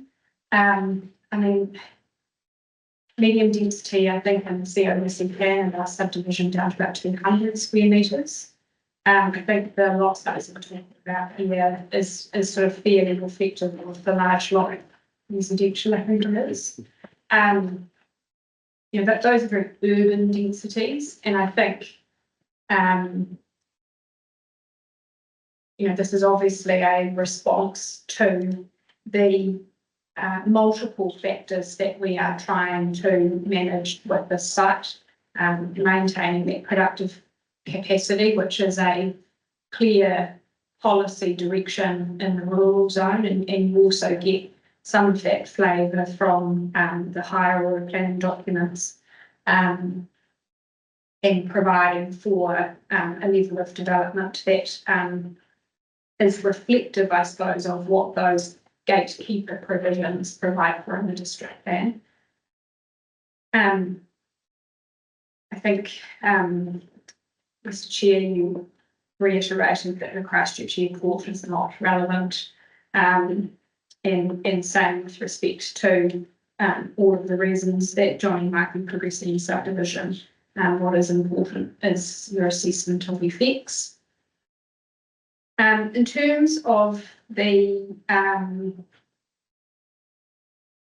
question around the planting and its establishment and growth rates and so on, I think that will be something I think we will focus some more attention on conditions to see if we can craft those to give you, I think, even more comfort than are in there currently. But certainly the sort of concern around plants dying, things like that, can be very common when you're undertaking planting plans like this, to have, you know, somewhere in the realm of 30 to 25% of plants dying require replacement. The conditions contemplate that and require them to be replaced. I'd also say, you know, Johnny's vocation is growing plants effectively. He's got access to adequate water, anticipates installing lights, drip lines and so on that would give the vegetation the best possible chance of success. So it can be done, and it's a matter of you know, doing the planting and the subsequent care properly and secure that. So I think thinking for us is how do we make sure that it is encapsulated in the conditions. In terms of the matters raised by the Marsh submissions,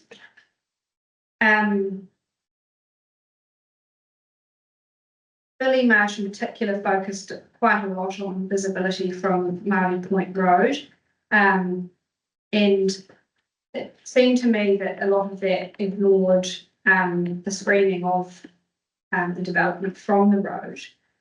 And I'll just point you back to my opening submissions around the adverse effects of the boundary planting being disregarded in light of the permitted baseline.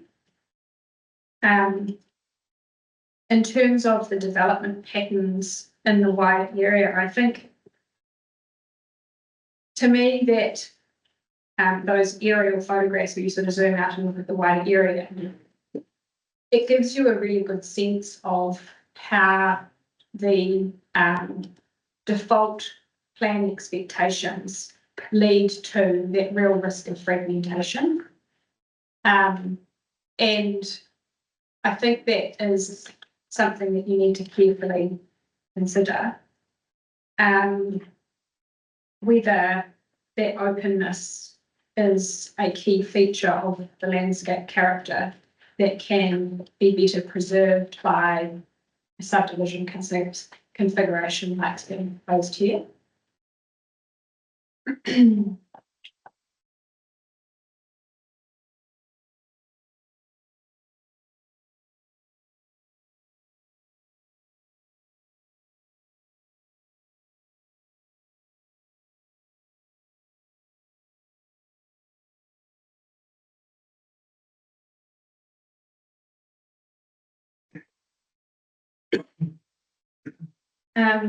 In terms of the question around the building platforms, and whether that's part of the application, it is true that the rule for identifying building platforms wasn't referred to in the application. What the application did was identify setbacks from the front and setbacks, side boundary setbacks and so on, which in my submission effectively creates a building platform. I think a building platform is in essence a way of managing effects that could arise from the subdivision. And in terms of the activity that has been applied for, I think the application provides adequate scope for building platforms to be identified as a, through the conditions as a response to the matters that have been raised. I don't think, I think the scope is available. And at the end of the day, an application is to apply for an activity. It's not necessary for applications to identify every single rule that might apply. So I think the question for you is, was there an adequate understanding in the application that buildings would be created or subsequently, and that there would be some controls around that location in the application, and my view is. And then it's a question of the method that you might use to secure that outcome. We think at this point that a building platform is a clearer and easier mechanism. You could still do it by way of covenant controls requiring building setbacks, but I just don't think that it's as effective. So I think there's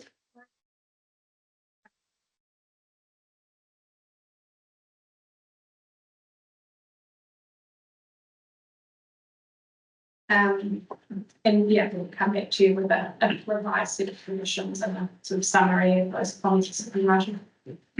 Yeah, excuse me. Yeah, I think that'd be useful.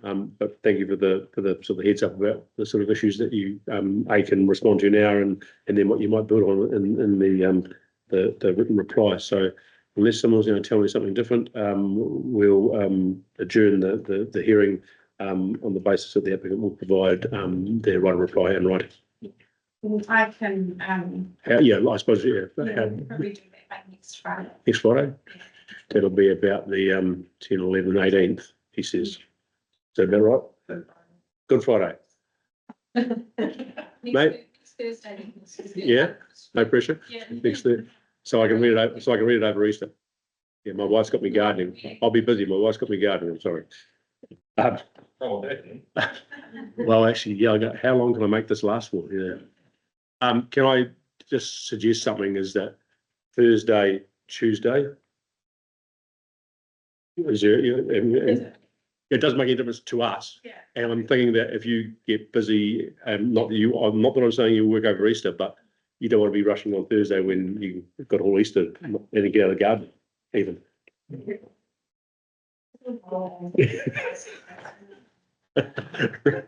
Right, so the Tuesday after Easter, right?